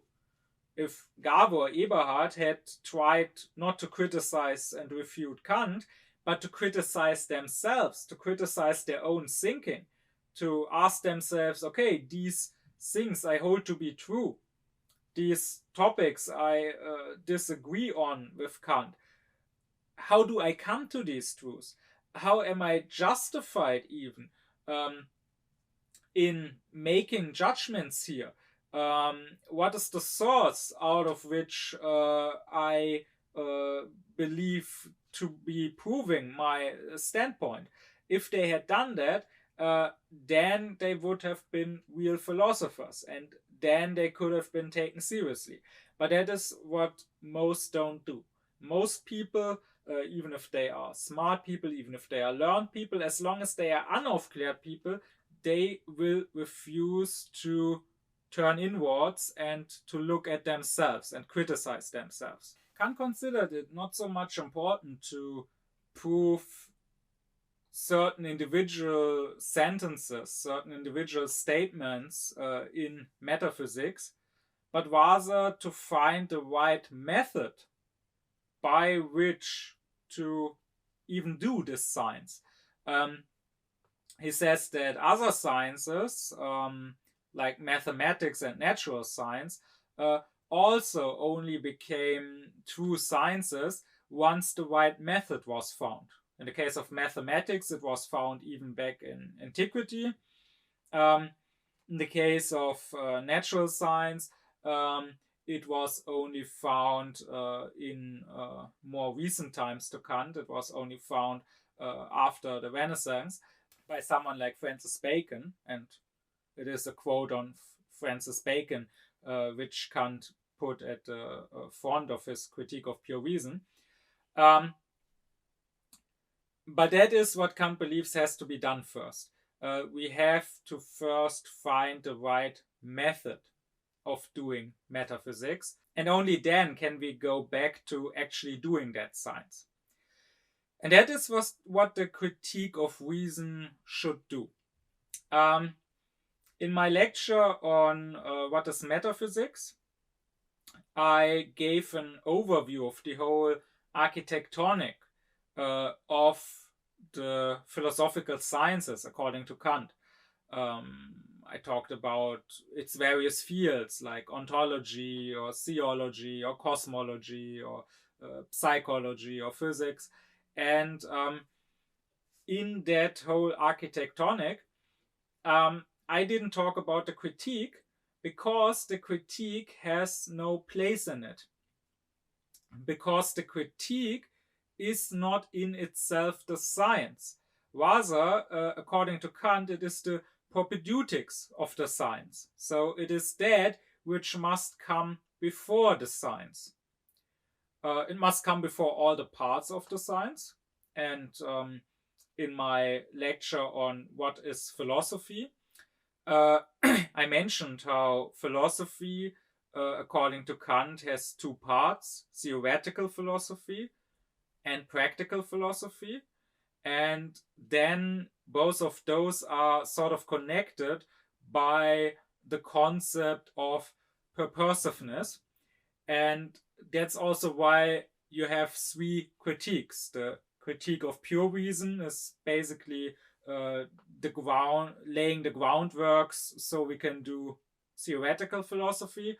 The critique of practical reason is basically laying the groundworks for practical philosophy. And then the critique of the judgment power is looking at this concept of purposiveness and thereby looking at the connection of both of those. But again, the critique is not in itself the science, it is not the metaphysics, it is what comes before that.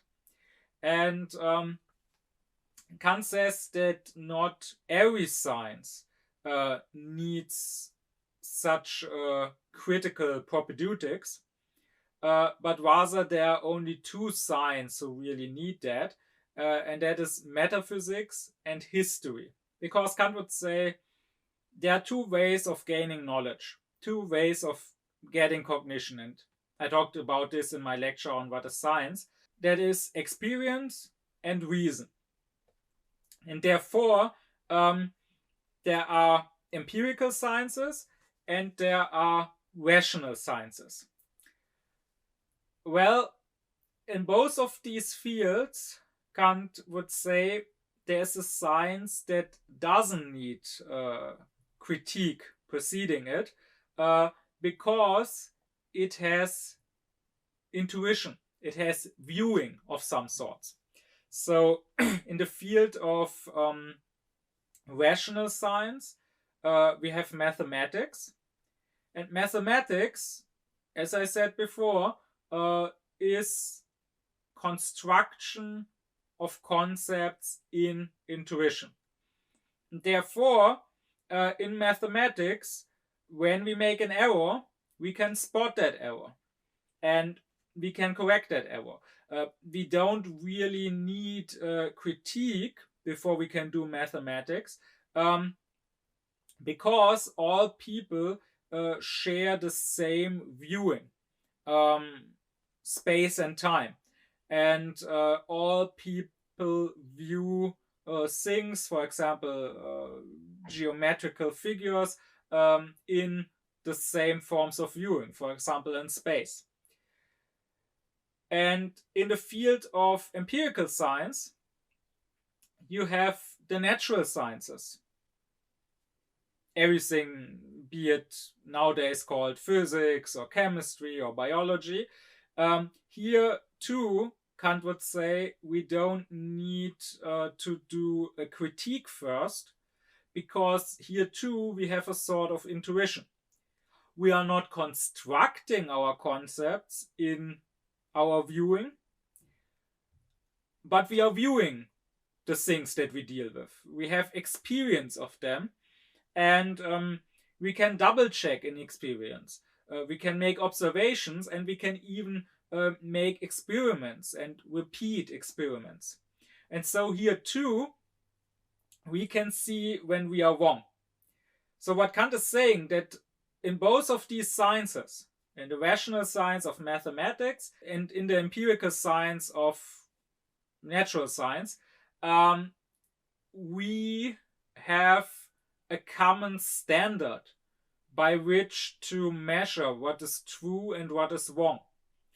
The problem is that in the rational science of metaphysics, because here you are dealing with things like God or the soul, of which you have no viewing and no experience, and in the empirical science of history, because here you are dealing with things that already happened, and so you can't have experience of them anymore, and you can't do experiments anymore. In these two fields, we can apply reason, right? We can come up with arguments why God exists or why we believe that this and that happened in history. But what we lack is a common standard that all people share, by which we can measure what is true and what is false, which argument is right and which argument is incorrect. And that means that in these two sciences, everyone can basically come up with anything he wants. And as long as he comes up with a convincing argument, and as long as he doesn't contradict himself, he can sound kind of convincing, even if he is probably wrong. Kant here also points out how many scholars, even when they have learned a lot already, would not feel comfortable teaching mathematics or teaching physics, but rather would say that they still need to learn more before they can do that. But when it comes to philosophy, be it metaphysics, be it logic, be it morals, everyone feels competent enough to engage in discussion, to have an opinion, and to even teach. And that is because there is no common standard that all people share. There is no shared viewing according to which we could spot if someone is wrong or if someone is right. And that is why it is these two sciences, history in the field of empirical science and metaphysics in the field of rational science, which can only be done, Kant says, once they have undergone criticism. This criticism in both fields has 4 tasks. First, it needs to go to the sources of our cognition. So it is no longer enough to just try to prove that something is true or that something is untrue, but rather you have to show out of which source you are pulling this proof, where this proof comes from, and if from that source you even can prove that statement you want to prove, right? So in history, if I want to claim something happened, of course, as proof, I can say, here I have an ancient book that writes about this happening. But I have to first be critical of the source, and when I realize, okay, this book is ancient, but still it was written only 500 years after the historical event it is talking about. The second thing we have to do in critique is to find out the extent of our possible knowledge that can come out of those sources. The third, directly connected with the second, is finding out the limits of our possible knowledge, so where that source won't allow us to know more. And fourth, and almost most importantly, all of that has to be answered out of principles. So it is not enough to, like the skeptic, just claim that here there are limits to our cognition, but rather we have to prove that out of a principle. We have to show why exactly here our cognition must end. And the same is true for the dogmatics. So Kant said that all dogmatic philosophy now has to pause, and he didn't want to deal with further dogmatic arguments. So, for example, Kant disproved all previous proofs for God. He showed that all of them were wrong. But he also said, please don't just try to come up with a new proof. I could probably disprove it again, but I don't want to have to do this. Rather, if you want to try and prove God, you first have to justify how that is even possible. You first have to tell me out of which source you claim to have come to the knowledge that God exists. And if you can't explain what your source for that cognition is, then we don't really need to look at your argument and to disprove your argument. Then we can outright dismiss it right away. Again, we can compare that to history. If someone just makes a historical claim, I don't really have to listen to any argument he might have come up with, as long as he can't show me out of which source he claims to have come to this knowledge. When looking at what was made out of this demand for critique, one must come to the conclusion that in the field of history, what Kant demanded was indeed done. Starting somewhat in Kant's own century, but then especially in the 19th century, a historical critical method was developed that is now applied in all fields of history, including the philology. So including when we look at texts, there is now a method of textual criticism that developed, for example, in dealing with the Bible and trying to find out how reliable the text of the Bible is, but that can be applied to other texts as well, including in philosophy. So when it comes to the history of philosophy, when it comes to philologists of philosophy who deal with philosophical texts and with their history, with their various editions, and so on, there's indeed a quite so historical critical method that is applied today, and that has indeed given this historical science a good fundament. When it comes to metaphysics, however, then when we look around nowadays, we can only come to the conclusion that Kant is completely ignored.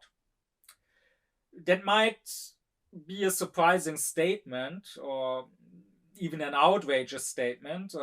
How can I claim that Kant is completely ignored when he is widely considered one of the most important philosophers ever, and when there is so much written about Kant, and when Kant is being talked at probably any university around the world that deals with philosophy at all. Well, to that, let me reply that Nietzsche, if you read his second Untimely Meditation, would probably tell you that you can ignore somebody not just by completely dismissing him and throwing him away, but also by erecting monuments to him.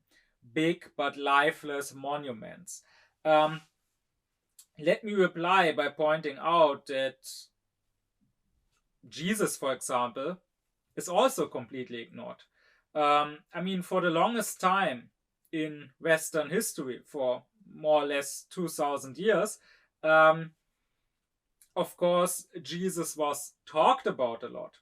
Of course, you had churches and even cathedrals erected in Jesus' name in pretty much any city or even any small village. But if we consider that Jesus said, love your neighbor, and love not only your neighbor, love even your enemy. And if someone hits you on one cheek, then turn the other cheek. Or that he said, he who is without sin shall throw the first stone. And if we then look at the course of Western or of European history, we can say that if Jesus had not been ignored, that history would have gone differently. For one, there would have been less wars. There would have been less oppression, less persecution of people thinking differently or whatever. Or consider that Jesus said that you should give away your earthly possessions, that a camel going through the eye of a needle is more likely than a rich man going into heaven. And still, despite all of this, you nowadays have people who will tell you that they are the greatest Christians, who are fundamentalists, like, for example, evangelicals in the USA, who will say that they support the death penalty, or who will say that they support capitalism, and who will freak out at everything that they consider even remotely socialist, like universal healthcare. So is it then not allowed to say that these people completely ignore Jesus? Or, for example, I live and I grew up in a very much Mohammedan area. The people here would mostly tell you that they are Muslims, but still it is safe to say that they completely ignore Muhammad. I mean, in the Quran, it is written that you should act beautifully. It is written that when someone does a bad action, you should respond to it with a better action, so that an enemy turns into a friend. Believe me, that is not what you will observe when you go to a school here in my area. You will observe the kids behaving just like, well, all the other kids that don't claim to be Muslim. You will observe the usual bullying and name calling and being mean to each other, being disrespectful to teachers. You won't observe many people acting beautifully. What you will observe is kids fighting, and then one kid going over to hit the other kid, or to call the other kid names, or to throw his school bag away. And when you reproach him for that, he will say, oh, he started it. Might be that the other one started it, but the Quran clearly says that you should not respond in kind, but rather you should respond to a bad action with a better action. That's not what they are doing. And likewise, when you talk to these people, when you ask them what are their goals, you will realize that they are usually complete materialists. Their goals are becoming rich, driving a big car, undergoing plastic surgery, living in Dubai. The most common question by both by classmates and then later by students of mine to me was why I, with the good grades I had, why didn't I become a physician? But not to help people, to maybe save people's lives, but rather because as a physician I would make so much more money. That is all most of them think about.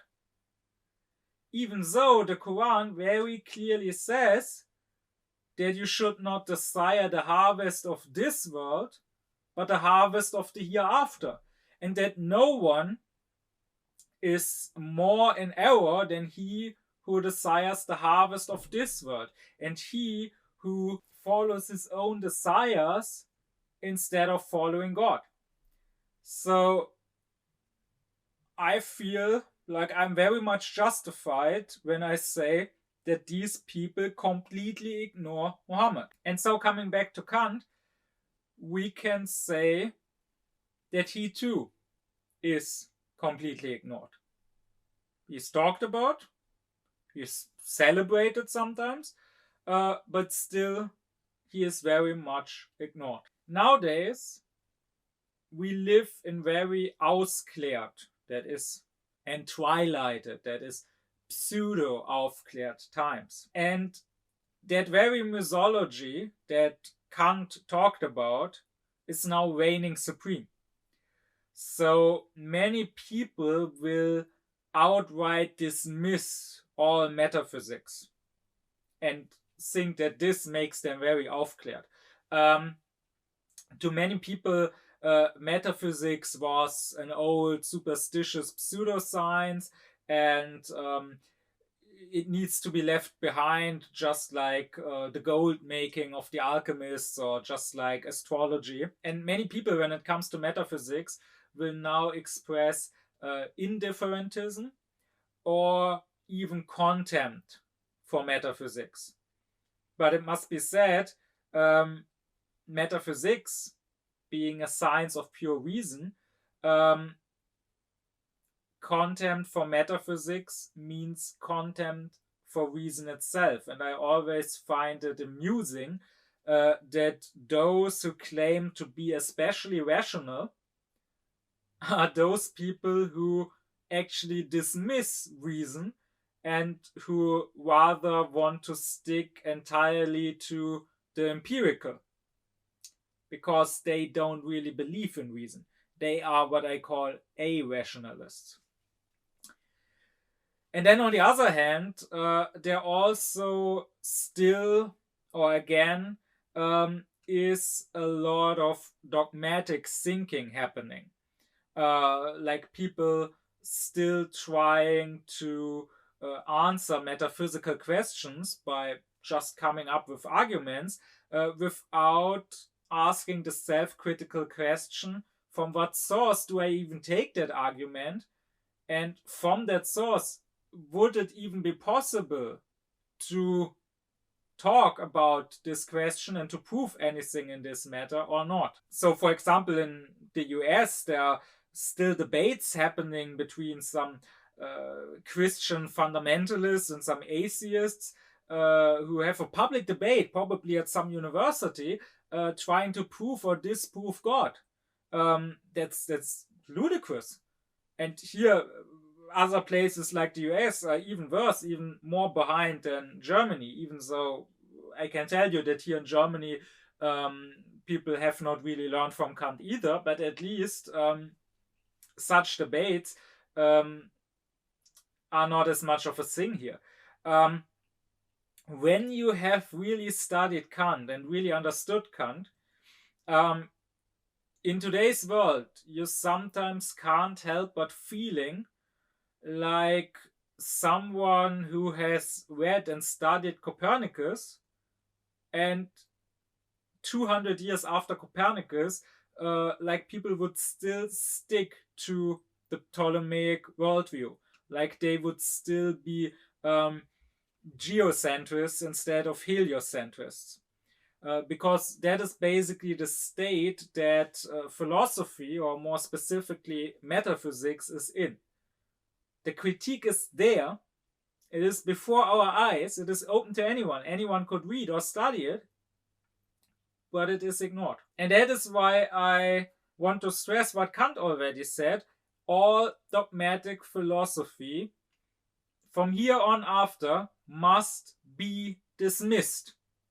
There is no longer a right, once the critique appeared, to do dogmatic philosophy. You now have to submit yourself to the critique of reason. And to be clear here, you can of course disagree with Kant on the execution of his critical project. Like you can say that he did the critique of reason in a wrong way, and that his answers of what are the sources of our cognition and what therefore can we or can't we know, that these answers are wrong.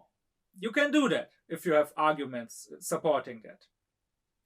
But then your job would be to do your own critique of reason, to try to execute this project in a better way. But you can't just dismiss the project itself. You can't just deny that before we blindly apply reason, before we blindly use this reason of ours to try and answer certain questions, we should first take a critical look at that reason itself and at what it can and what it can't do. Don't like the look Kant took? Don't think he saw the right things? Then take your own critical look. But do take this critical look. And unfortunately, that's not done. I don't know of any attempt in the last 200 years of philosophy of someone trying to do a better critique of pure reason than Kant had done. No, I only know of people who either agreed with Kant's critique, like me, or people who dismissed not just Kant's critique, but ignored the very project of doing a critique of reason altogether. And that means going back to dogmatic pre-Kantian philosophy. That is primitive. And that means stopping the progress in the field of philosophy. So for that you could be accused of being a darkener, that is an enemy of Aufklärung. But unfortunately that's something that's not just happening to Kant. You can say the same, for example, for the project of his greatest follower and disciple, of Fichte, whose project was that of the Wissenschaftslehre, that is the doctrine of science. That also is a project that has been completely abandoned, even more so than Kant's project. Even though here too, I don't see how you can abandon the project. Maybe you can once again abandon the execution. You can say Fichte didn't do it right. He didn't actually create a real doctrine of science.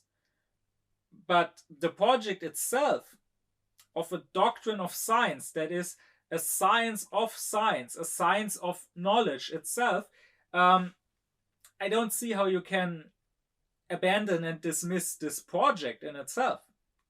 But that's exactly what is done. And this leads me to a last remark that I want to close with.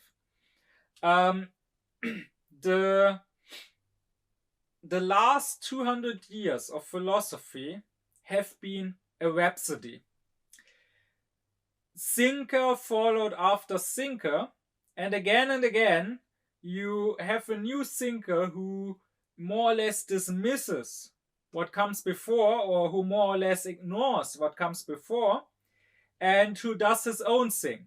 And then the next thinker doesn't build on that, but again does his own thing. That is not to say that in the last 200 years all of these thinkers have thought completely in isolation. That is not to say that they have not engaged with previous thinkers and have not been influenced by them. But that is not the same as really taking them seriously and thoroughly studying them and really building up on them. That's just taking up some random ideas from others, however you happen to feel. However you happen to like it. And this state of affairs has led to the impression and to the opinion that this is what philosophy is. That philosophy is just philodoxy, love of opinion, namely your own opinions, not a science. That philosophy is just that there is no history of philosophy. There is no progress in philosophy, no development, not one building on what came before, but rather that philosophy is just a bunch of individual people coming up with individual ideas. And now there is this relativist opinion that one idea is as good as the other and nothing can be proven anyways. There is no real truth. And this opinion is not just held by the broader public, it has even infiltrated the academy. It is even held by experts. That is how I was greeted when I started studying at the university. The president of our institute, in her welcoming speech, said basically that it's just a bunch of opinions and you pick out what you like best.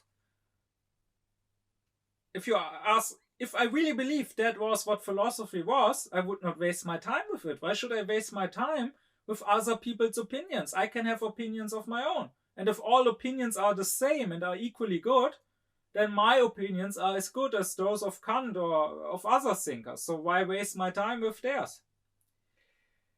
And what we can also observe is that this impression that the last 200 years, more or less, of philosophy since Kant's death give off, that this is now retro-projected onto the whole history of philosophy. So people will now believe that even in all the centuries before Kant, that was the case, that philosophy was just a bunch of disconnected opinions and every new philosopher coming with new opinions. But that was not the case.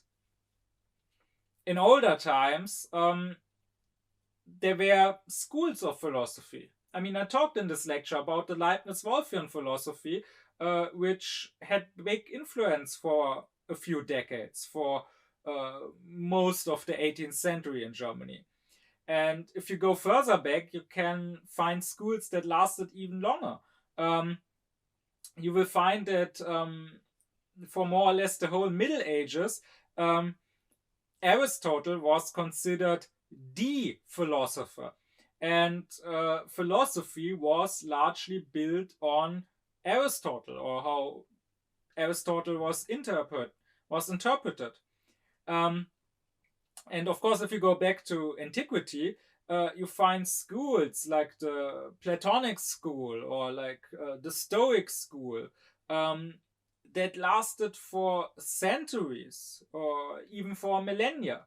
That is not to say that there weren't different opinions within those schools, or that their thoughts didn't progress, but still there was a basic fundament of thinking that the school probably agreed on. And there probably was a great founder of that school on whose philosophy they agreed on, even if they probably didn't agree completely on how to interpret it. And in older times, there was a willingness to take those who came before you seriously. Because in older times, there was a belief in truth. And there was the belief that even if those who had come before you had not found the full truth, maybe they had found some part of the truth, and maybe you could build on that. And that is a belief that has been lost so thoroughly, once again, that we even project this loss of belief back in time into times when it wasn't yet lost. But the reason for this is that past centuries were before the age of Aufklärung. So that was a time when people still believed in tradition and in authority. What happened is that we underwent negative Aufklärung. That is, we let go of prejudice, we let go of tradition. We don't blindly follow authority anymore, which is a good thing, but which is only half of the Aufklärung, which is only the first step.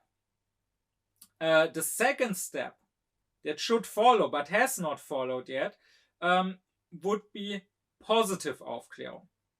And that would mean to once again submit, but this time not submit blindly to some authority, but rather submit consciously to reason, to truth. But as long as we don't do this, as long as we don't do this second step, this positive Aufklärung, but just the negative one, just dismissing authorities and just refusing to submit at all, even to reason, then what will reign is the ego and the individual opinion. That is the state we are in now. If we ever pass this state, if we ever get to more positive Aufklärung and submit to reason, then I firmly believe we will go back to the critique of reason. My deep thanks be to my supporters: Thomas Deuringer, Garnau Klaufen, Benjamin Lehning, Oblomov, Samet Özkilic, Christos Pai, Alexander Reuter, Lisa Rinner, Elif Özün, Yasin Özün, as well as to all others who support me and my Aufkläring cause.